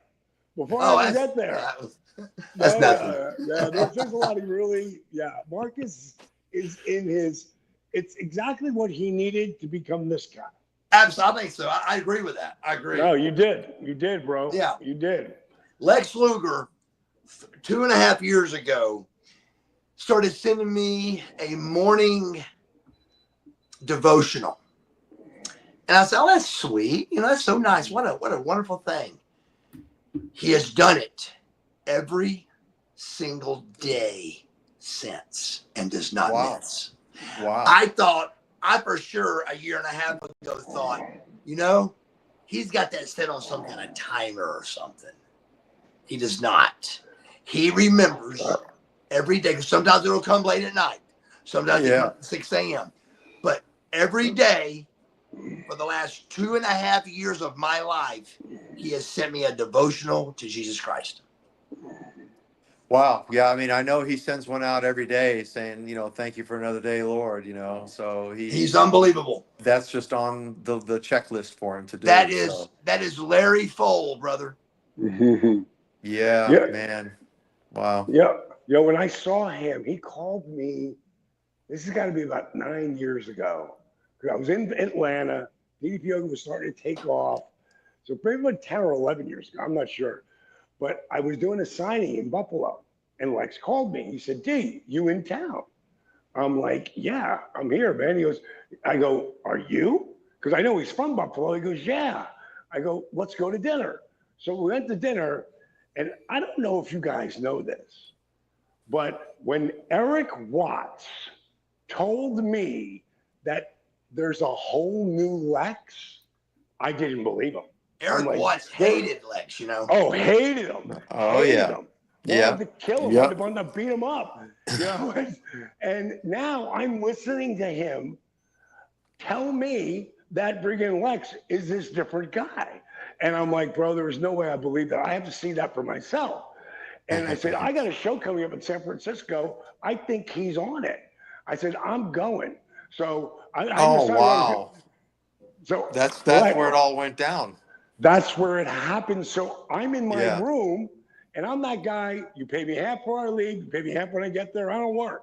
So the other half he gave to me. And I said, let me know when Lex gets here. Because I had a phone at the time, but I said, I'll be in my room. Just call me. 20 minutes later, he calls me. He says, DDP, Lex had a heart attack or something. I don't know. They had to kick the door in. I go, what? What? Where is he? And I ran down to his room. The door's off the hinges because when he fell and is hanging upside down and he's damn near choking, he couldn't get up and do anything. He had told me when he went to reach over for the phone, he fell over and landed on the ground and like suction cups pulling him into the ground. And I don't know any of this. I'm thinking heart attack. So I come running in the room and there's a guy and a girl, EMT. And the guy is like, Lex, you got to go to the hospital. He's like, hey, Dally. I woke up, I give him a hug. Lex, what's up, buddy? I go, what's the matter with your heart? He goes, oh, no, I'm good. I'm like, obviously you're not. And I have no idea that he's paralyzed. Zero. And the EMT's like, Lex, please, let's take you to the hospital. And he's like, no hospital. I'm like, Lex, I've heard about guys having some kind of, I'm thinking heart thing. And, it might be the best thing ever happened to you. He goes, well, you really think so, Dally? I'm like, yeah. He goes, my hips are really bad. He goes, I can't stand up, and I go, I'll help you up. And so me and that guy, EMT, picked him up, put him on the gurney, and he leaves. Again, I know nothing about his complete paralysis from his neck down. And then I start to hear, and I was living in LA at the time, but I'd come back and forth to Atlanta. Me and Steve Yu went there to see him. Yoga Doc was with us. And finally, Lex, he started to get the movement in his arm, got movement in his legs. And Then he moved to an apartment right across the street from it, and rehab film from 2009 of me and Lex working together on the floor, because that's all I had was standing up, or I know how to use a chair to do the program, which will help you get up and get down and all of the ads that you need, but he couldn't even do that. So I didn't have sitting in a chair yet. I hadn't thought that far through it. So I worked with him on the ground, and it helped him get up, and eventually used a walker, eventually used the cane. Now we're in Buffalo. It's 5 years later. And after we leave, because I was with a group of people, and when we leave, I go out to the car with him. I go, Lex, how did you end up back in the chair again? And he said, honestly, D, he said, I stopped doing what you showed me. He goes, I'll never do that again. He goes, it helped. And I got a little full of myself because I got that cane, and I don't want that cane. And one day I was going across the street, and I kept something like that. He hit a pothole. He went down, and he'd been in that chair ever since. So when we get to your final match, you got 5 more matches before, when me and him were talking. So me and him were just talking, and he says, D, I saw the Butterbean video. He said, I didn't know you had chair stuff. He said, I think I could do that. Do you think maybe we could do that? I said, you still living in Atlanta? He said, yeah. I go, yeah, call me tomorrow and we'll set it up. And I got to have an elevator in the house, so you don't have to worry about that stuff. So bring in once a week. And the really cool thing about this is that Lex could only do certain things then because his muscles are all atrophied. So I stuck with so basic, and we'd film it. And the first one was like 14 minutes. And then he left, and we sent him that to work on. The next one was 18 minutes, and then 20, and built up to 30 to 35 minutes. But every single workout I've ever done with him has been a little bit more challenging. So if there's a lot of people that are our fans who are in wheelchairs that aren't paralyzed, but they've lost their mobility because they stopped doing it. If you don't use it, you lose it. So yeah. Long story short, that's the goal started, Stinger, at your last match. I mean, you want to talk about it, I got to say it, the hand to God, through so many things that have been with us, all of us, and Lex, and, pretty crazy. And I want to go back to Knobs here. I know you guys had to get a huge kick out of him. And unfortunately, he was like that all the fucking time. Like all the time. And there was no tune down. I was with Knobs in the AWA as a manager in 1988. That's my introduction to those wild men. Wow. And yeah, like in the beginning, like they knew Kimberly before we were married. Like the day we got engaged, I ran into the Nasty Boys and Tony and Luke the Bushwhacker in Tampa. We all had I have so many great moments with Brian Knobs. I wouldn't ask anybody to do what I wouldn't do myself. And I'm going to share this around as well. So share it. If you don't have a couple bucks, don't stretch yourself. But you can share it. That costs nothing. And guys out there, he was a really good guy. There's times where he's done some really absurd shit, but for the most part, he's a good dude. He needs a little bit of help, and I've never seen it. Marcus, I'm putting you over. Give yourself high five, brother. You and Chase here for putting this together, because again, when you helped, there's a point in Change or Die, and I'm not going to say what happens, but you help somebody, and I was like, and you move them in my house because you knew that I would be cool with it. Right. But it's a great moment. Like that was the beginning of Marcus Alexander Bagwell turning a corner and caring more about something but just himself. Else but me, yes. Proud of you, Very bro. true. Proud Very true. Yes. It's incredible. I agree. Where's Change or Die at? I mean, in March it will be out. Really? It will be out. Yes, we're on the final. I love it.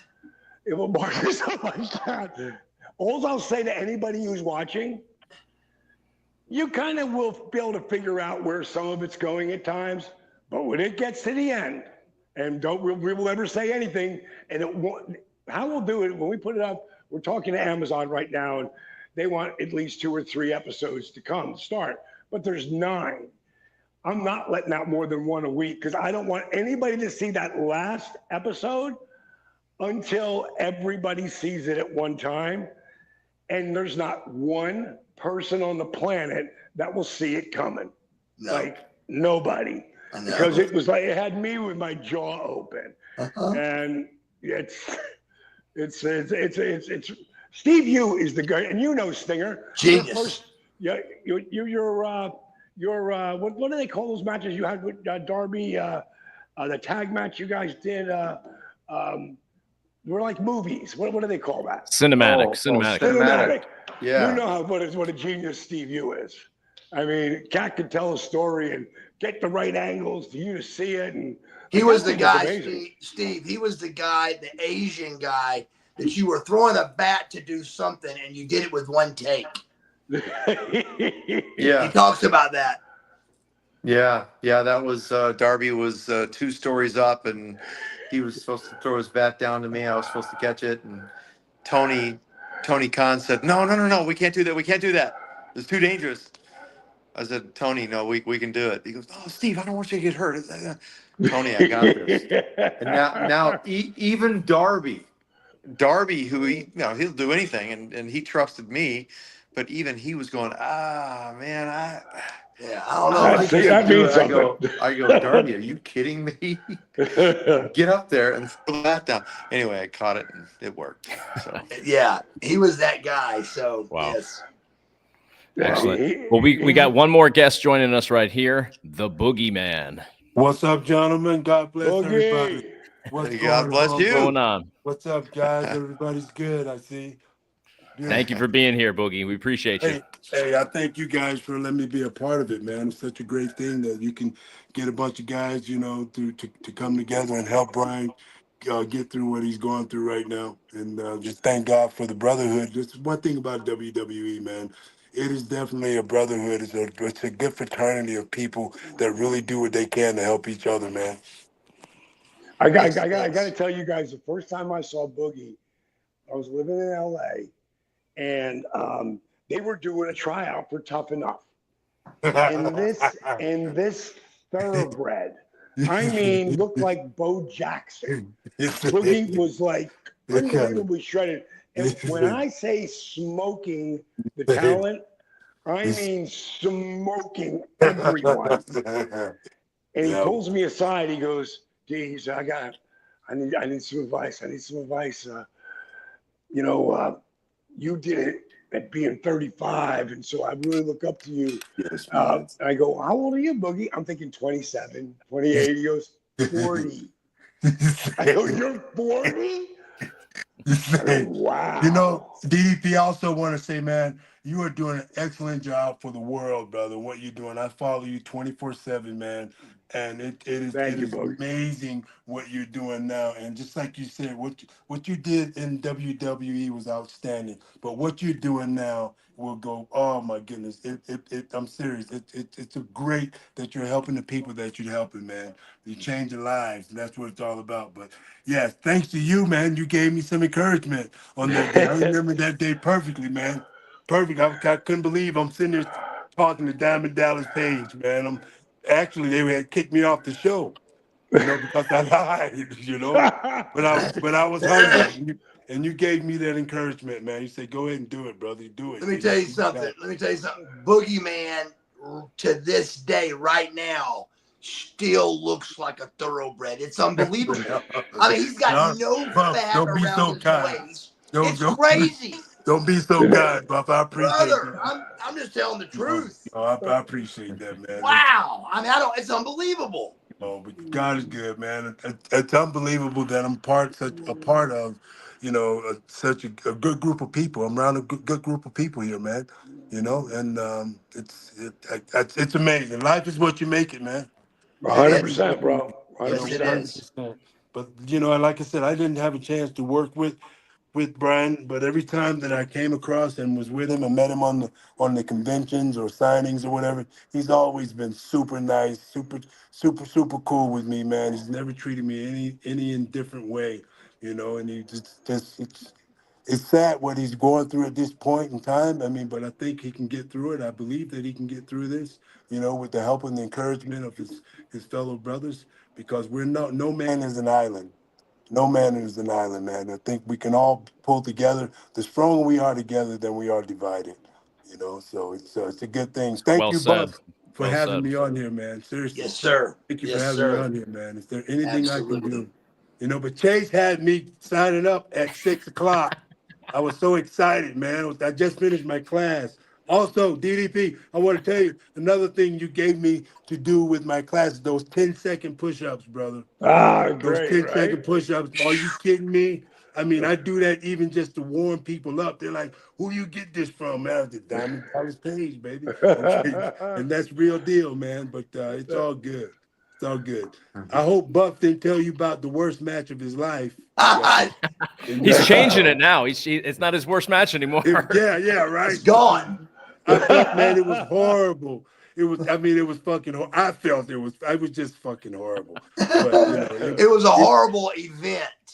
Yeah, it was a horrible event. I mean, really, seriously, me and Bookie should have never been seen again. No, bro, but you know what was so crazy about that? For us to get paid, we had to go right down on the main street of the cartels. Oh yeah, to get paid at a restaurant. He and I, we the only shouldn't be here. English guys, speaking guys there. Oh man, it was like, man, we got to get out of here. Were you in Mexico? They were in Mexico, yes. Yeah. in Mexico. And then the funny thing is, the guy comes up to me. I don't know if Buff got paid. Maybe he did or not. But the guy comes up to me and says, the guy comes and says, hey, Mr. Boogie, it's a little light at the door. I'm like, dude, I don't give a fuck. That's it. Yeah, this one's on me. Just get me back to El Paso. Get me on US. I just want to get right back. Fuck that, Buff and I was like, Buff, then they had a sack of worms that was rotten, and Buff said, man, don't fucking do that shit. And it's like, you damn sure ain't putting that shit on me. I said, please don't eat that. It was rotten. Rotten worms. But yeah, that was one of my experiences with Buff, man. And I was like, well, when he said it was the worst match, maybe it's the worst experience, because yes. that's when he was lumping them all together. I swear to God, for the longest time, I thought he had heat with me for a while. You know what I mean? Because I mean, Buff, he's done his thing in WWE. He's one of the faces of WWE. So for me to get a chance to work with, I mean, I was like, man, all right, boom, it's one of the greats. We got it, and it was like horrible. It was it was really just a horrible setup. I mean, I think the building was like condemned.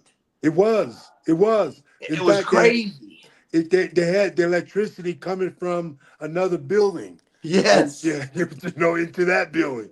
Wow. So it was like, wow, man. But yeah, it was really good, man. It was Marcus? Yes. I'm gonna take off. Stinger, thank you for everything. Appreciate you. You bet, man. Love you, Stinger. See you later, brother. Okay. See you guys. All right, brother. See you guys later, Thank man. you. Love you, buddy. Sir. All right, you guys got me till 9. You got it. Beautiful day. Or 10. It's 10 your time, right? 10 our time. 10 our time. Yeah. I'm Panama City Beach. The place, Pages Retreat, is looking amazing. Good. It's not ready yet, but it will be. Probably. I'll rent the bottom half of the building on over the summer. But our first retreats will be in this fall, so I'm looking forward to that. That's the best time to be out in Florida, man. Absolutely. October, November. It's beautiful down here. What do you got? What do you got going on down in Florida? I built the Pages Retreat, Boogie, and it's where I'll do, because I used to go to Mexico all the time and do retreats, and I'm not a big fan of the water in Mexico, and I'm a bit of a water snob.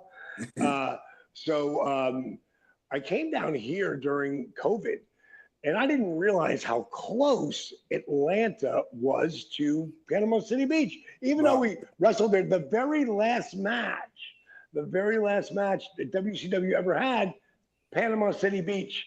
I've got a poster that's signed, and the 4 of us are on it.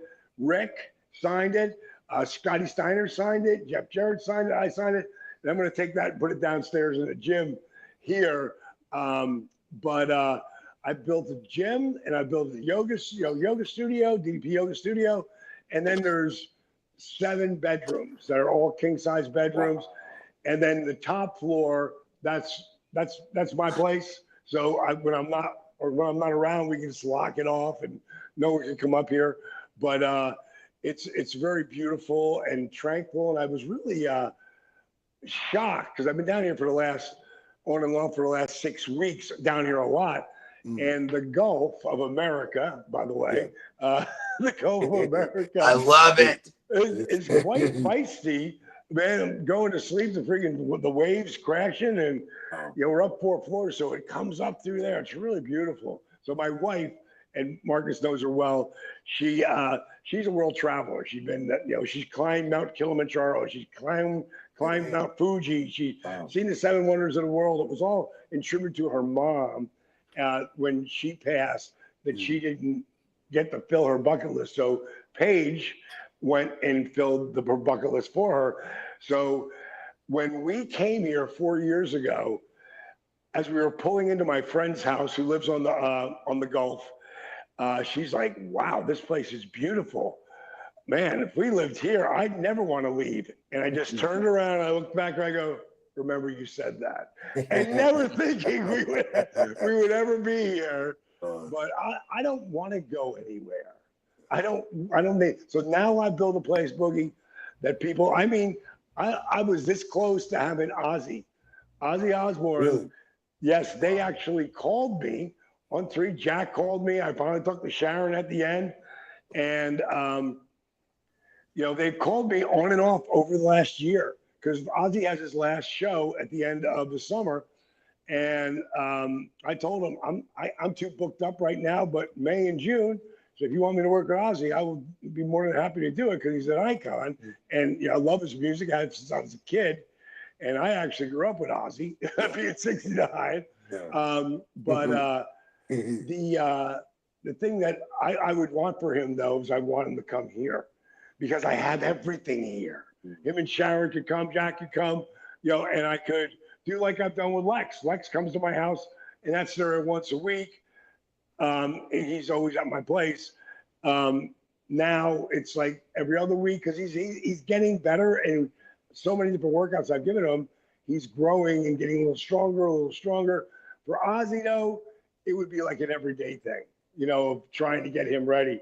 And I got to, when Jelly Roll blew his back out, I got to call from them. He ended up getting it back on track right away.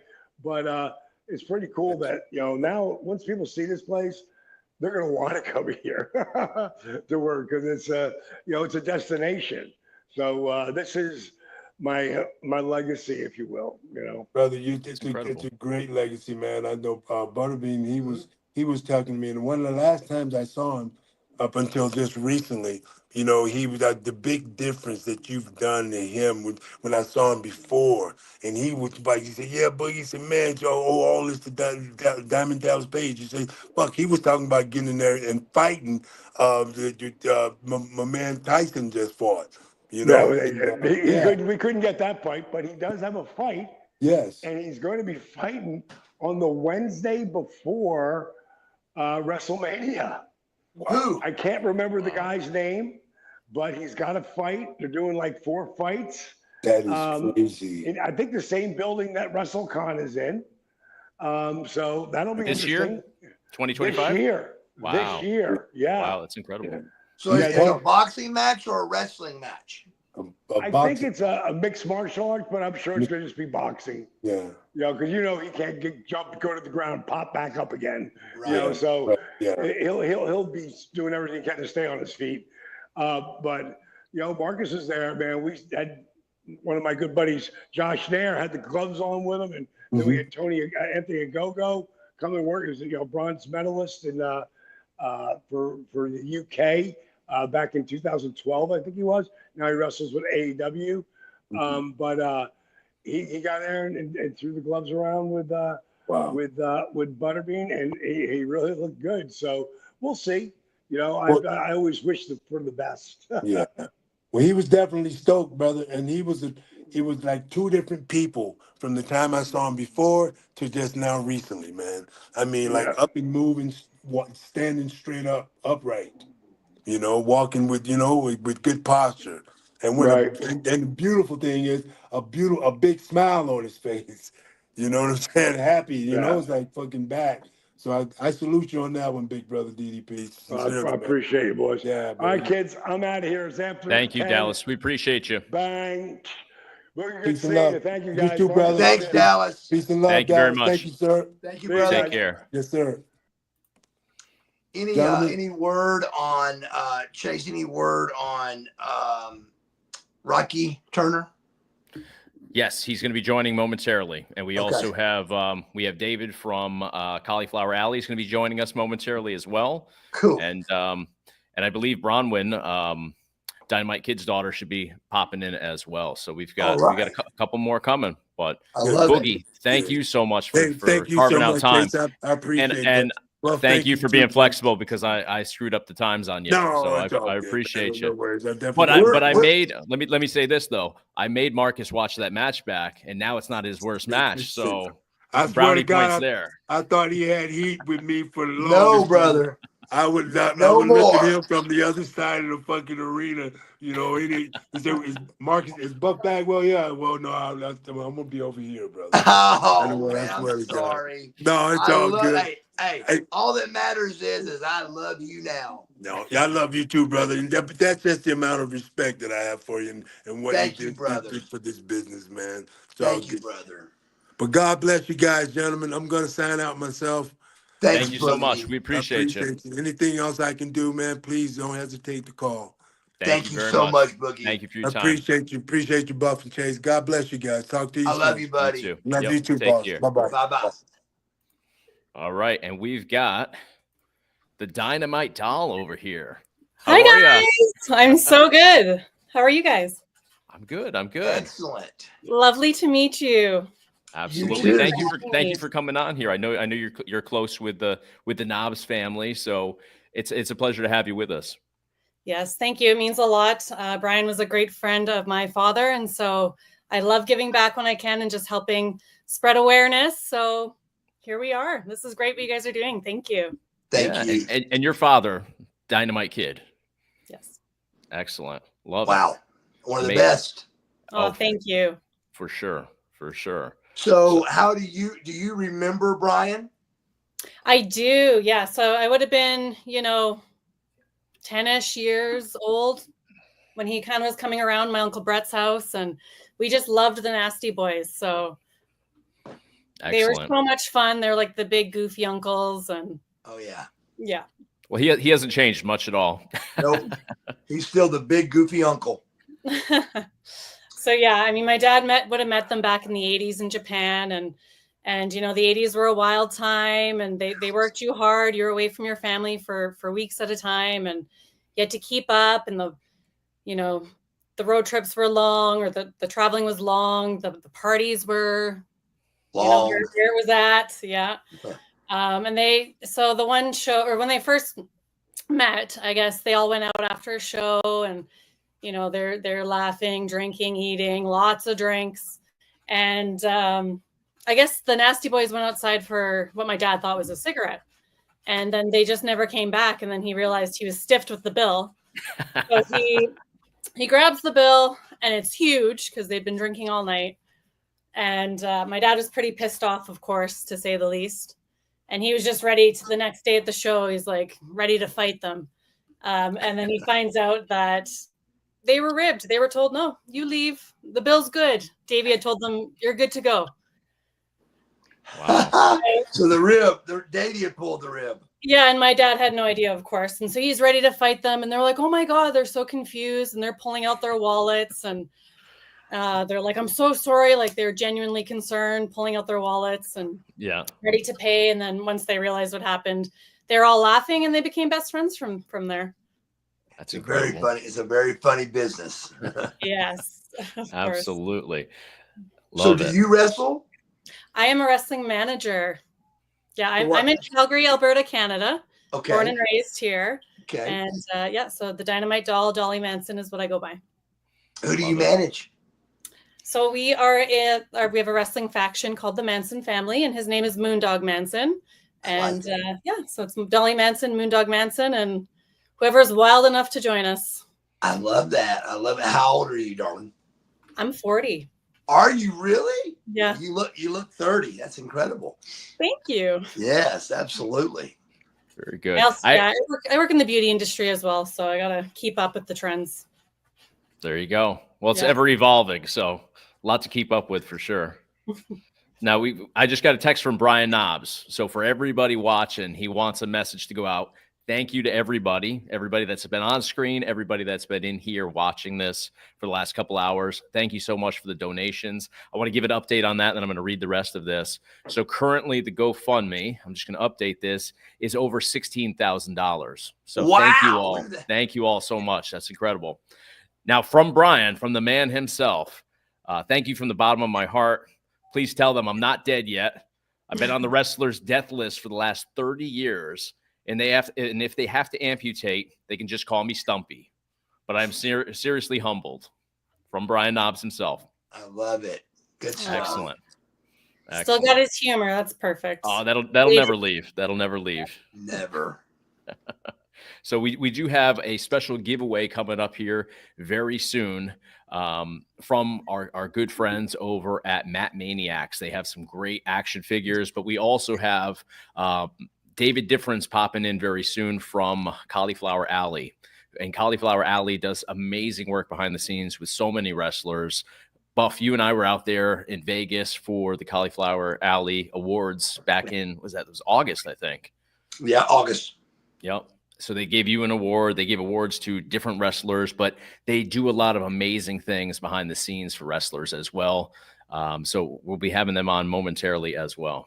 That's great. They call it that CAC. You know, CAC. It's a really big thing, and they do a lot. Like I said, a lot of stuff. Brian, you know, that whole team with Medusa and Brian Blair, and that's great. A bunch of people. Yeah. Really, really unbelievable team out there they run, and it's just it's every year, and it's out in Vegas. Have you ever attended that before? What was that? Have you ever attended the CAC awards or anything? Oh, no, I haven't. No, my mom's always wanted to go. I know my uncle Ross Hart's always there. Yep. Yeah, you try to give it a go sometime. It's really a wonderful event to see. Yeah, here's David right now with Cauliflower Alley. How you doing, David? There they are. How you guys doing? Doing great. Good. How are you? Good. Everybody can hear me? Hey, David. How you doing, brother? Buff Bagwell. That's my guy right there. What's up, brother? Yeah. Now I've been checking out the stream. Like it's amazing. Great stories. Like I've been on the whole time, so I don't think anybody was bored, and it looks like you guys are doing some good fundraising there, huh? Absolutely. Yes, absolutely. Just crossed the 16,000 line. And for everybody watching, guys, that link, it's not going anywhere. We're going to be wrapping up in the next little bit of time here, but that link is going to be here for a while, so you guys can click that. We're going to put a replay of this up probably tomorrow morning as well, because obviously time zones and stuff. That's been my challenge with this whole process is everybody's in a different time zone, but obviously it's not convenient for everybody to watch. So we're going to put it out tomorrow as well. So the link will be there. The GoFundMe is going to be there. So everybody, please, if you can, support our good buddy, Brian Knobs. Absolutely. Yeah, definitely. So, I mean, in tone of this, like you guys were talking about CAC, that's 100% what we are all about. And I'm happy to announce that CAC, I just got off a board meeting. We just sent a check out to him to help out in his struggles right now. So amazing. real quick, for those that don't know, a lot of people just think CAC is maybe just an awards or just a gathering, which it is. Obviously, we honor the legacy of professional wrestling and everything you guys do. Buff, like you said last year, you got the men's wrestling award over there looking dapper and had a good time. But our main core, what we do is we raise money in our benevolent fund for situations like this. As you know, a lot of the legends or people that have been in the business, there comes a time where they may have fallen on hard times. And with that, like through our memberships, through our reunions, and anywhere you see us, if we're raising funds, 100% goes to help them with recovery, whether it's paying a phone bill, paying rent, paying medical bills. They just have to put in a request, and we get it approved and we send it off. It's just keeping that legacy alive of wrestling. And I guess you guys saw, Chase, you were there last year. I mean, they talk about reunion, but it's also a place where you just reunite and also meet new people. So it's a great vibe. It's absolutely one of the best events I've been to. So really top notch. It's a signing combined with a banquet dinner. So you get to eat, you get to drink. If you're a drinker, you get to enjoy the presence of all these wrestling superstars that are, coming together. And it's not just about awards. It's guys just coming back like we did tonight, reconnecting and kind of having that reunion that you were talking about. Yeah, no, I think it's amazing. Buff, how often does this happen where you get together a group like this and be able to tell those stories? It's hard to say this in 2025, but what we did tonight's never been done.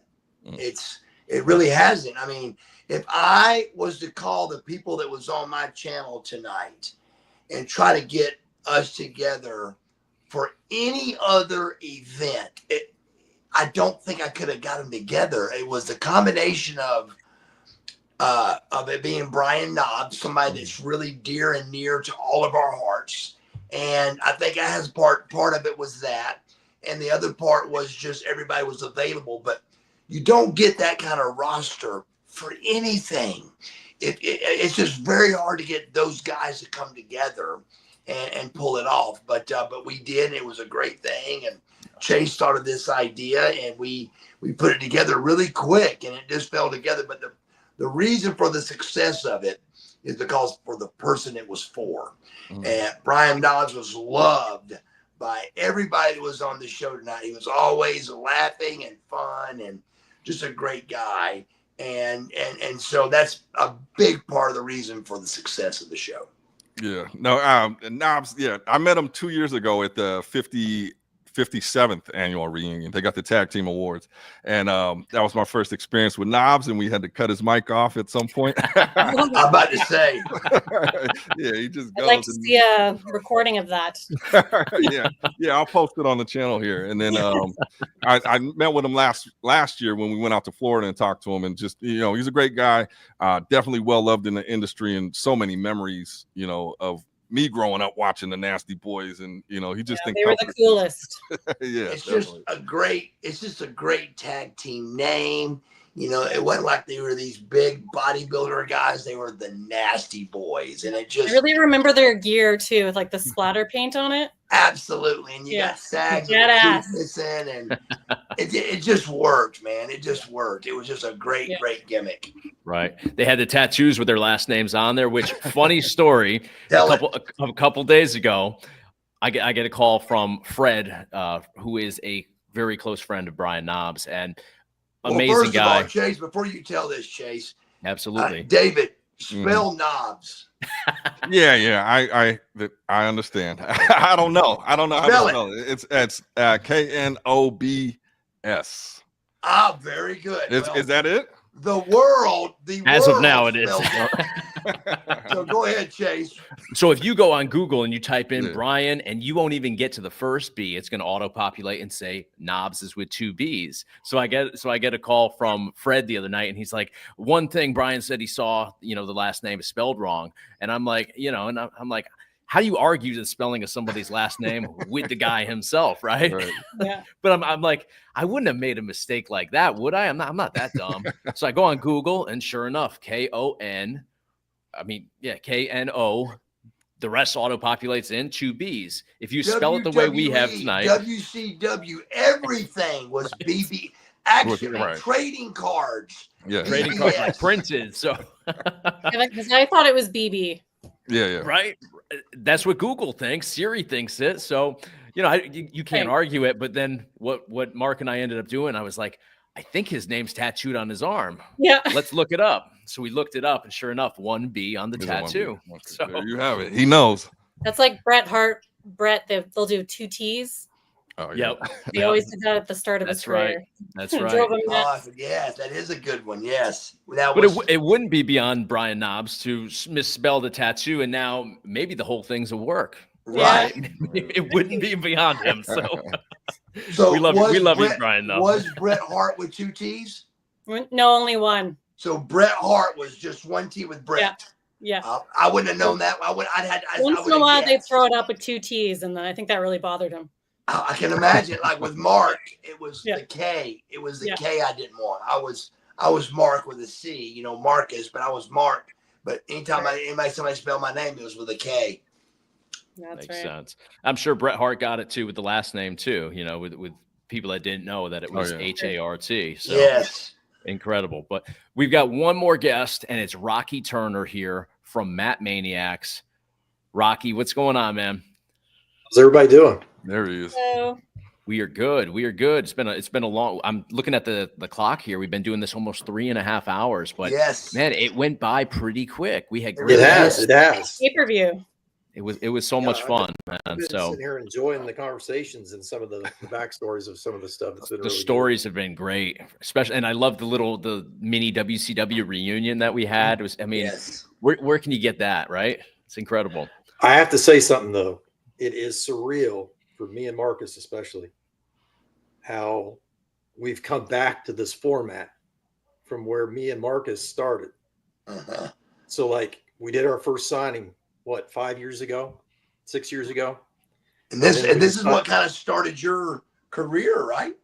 It did kind of start around that time, and then we came your up career with, in this. Yeah. Because I had you here in my hometown, and then and then COVID hit. Yeah. And then next thing I know, I'm like, Marcus is calling me. He's like, yeah, there's no more conventions. And a lot of us need to work. And then right after I talked to you, Hacksaw called me. He's like, yeah, I had to cancel like 30 some appearances. I'm not sure what we're going to do. So I said, hold tight. I said, let me put my thinking cap on, see if we can come up with something. And that's when we stumbled on the whole StreamYard thing. And next thing you know, we're booked. Bischoff. Yeah, we're booked all the way through late 2021. And we were doing 2, maybe 3 every week. That's incredible. But it's funny how, and I see Lisa, Victoria, she's online a lot too.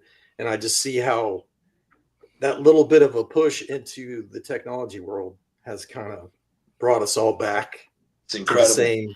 The same format. So it's really cool how things have come around full circle for us. Yes. What do you got for us, Rocky?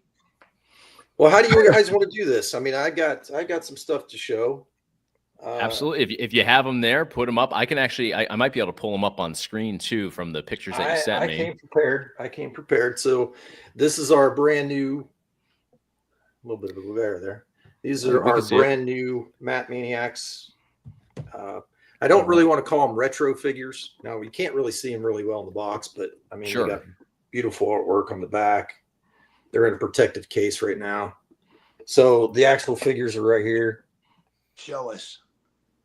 Oh, there they go. Oh, nice. So there's the Warriors. Yeah, that's Joe. That's dope. And of course, there's Mike. There you go. Right. Sorry, Hawk Animal. Yeah, Hawk Animal. We got you. The guys. And of course, we did the Steiners too. So we got Rick there. And these are in a 4-inch figure. And then there's, they're great. That's Scott. This is Rick. Yeah. There you go. Looks great. Right. They do look great. Incredible. So how we been getting really good reviews for them. I mean, I think are these your first figures, or you've made a lot more? I've been. There we go. We got a close-up photo right there for you. There you go. Been making toys for the last couple years, 2.5 years probably. Well, thank you. We've been busy. I mean, we got the pre-order for the Series 1 is still open till Sunday. Perfect. And we've got a link for everybody that's interested in the description of this as well. So really, really kind of you to bring those into the mix for us tonight and to do a little giveaway for the viewers here. Well, happy to do it. Like I said, I've been friends with Brian for probably as long as I've known Marcus, probably at least 5-6 years. Mm-hmm. And been really struggling. I mean, one haymaker after another. Yeah. And this one's probably been the biggest. I mean, just one thing after another, black cloud after black cloud. Right. So I try to check on him as much as I can. And whenever I seen he was in the hospital, I was like, it's just obvious. We got to do something. We got to do something to help. So, yeah, we're going to give away 4 sets of these, and that includes both the Steiners and the LOD. Love it. That's excellent. However you guys want to do it. Well, you know what? How about Dolly Manson over here? Can you see the comments on the side by any chance? I can't. Okay. I think there's a little tab somewhere over there where there's like a comments tab. Mm-hmm. Can you see it? Oh, yeah. Let me click on there. Yeah. Okay. All right. So for everybody that's watching, I want you to overwhelm her by saying entered, and she's going to pick. How many winners are we picking today, Rocky? 4. 4 winners. Yes, do 4. So you didn't know you were going to be working tonight, but we're going to make you work for this one. Anna White. Right. So what are we looking for? So they're all going to enter into this by just saying enter or entered. Okay, Barry Frost, you are 1. All right. Adam Wright. Adam Wright. You guys writing this down, or should I? Well, it's recorded. So what we're going to have them do is to the 4 winners, you're going to email us here at the channel. Electronic earrings. Say it again. Electronic earrings. Electronic earrings. Yeah. And Mike D. Mike D. Excellent. So for those 4 winners that are in here because you entered, you're going to email us at marcusbuffbagwellyt at gmail.com. And you're going to get both of these. Excellent. Awesome. Wow. Coming your way. Love it. Incredible. Excellent. I love it. And for those who didn't win, like I said, the pre-order's still open until Sunday. And the link is in the description of this video, guys. Our new series of Series 2 will go on pre-order on Monday. Little St. Patrick's Day luck, I guess. We have the major players.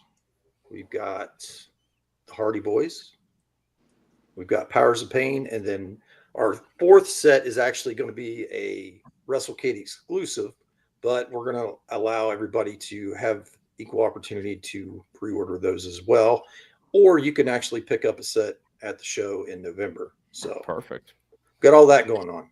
Excellent. And your website has beautiful photos of all of these. So I encourage everybody that's interested, jump over to the website, link in the description of this video. You can see everything that's coming. You can pre-order. Lots of great stuff going on over there. So we thank you so much for joining us.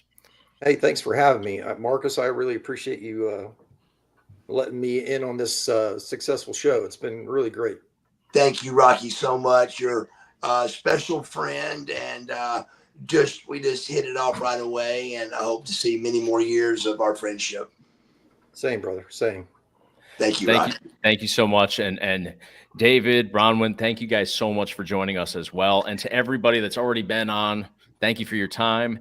Thank you to everybody that's in here. I mean, we still have several hundred people watching right now. So thank you all for being generous. Thanks for thinking of Brian, and thanks for hanging out with us tonight. We really appreciate it. Remember, if you don't have a couple bucks to spare, please share the if you want to share, this whole experience with somebody, send it to a friend, but definitely check out the GoFundMe link and share that around, because it's going to go to a great cause and really help Brian out in this difficult time. And we're going to have this play again tomorrow, right? With the QR code. we're going to have this play again tomorrow right here on the Buff Bagwell YouTube channel. So this will be, I'll probably play it twice tomorrow, just so everybody can, get in here and take a look and help Brian out some more. So thank you guys very much for watching. They're just asking on the side what the email is again. Marcus Buff Bagwell YT at gmail.com.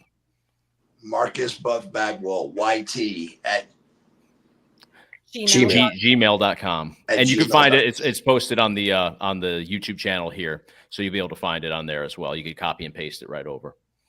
It's in the information section on here. So you guys can hit us up anytime. Thank you guys so much. And again, thank all of you guys for doing this with us. Thanks, Roger. Thanks for having me.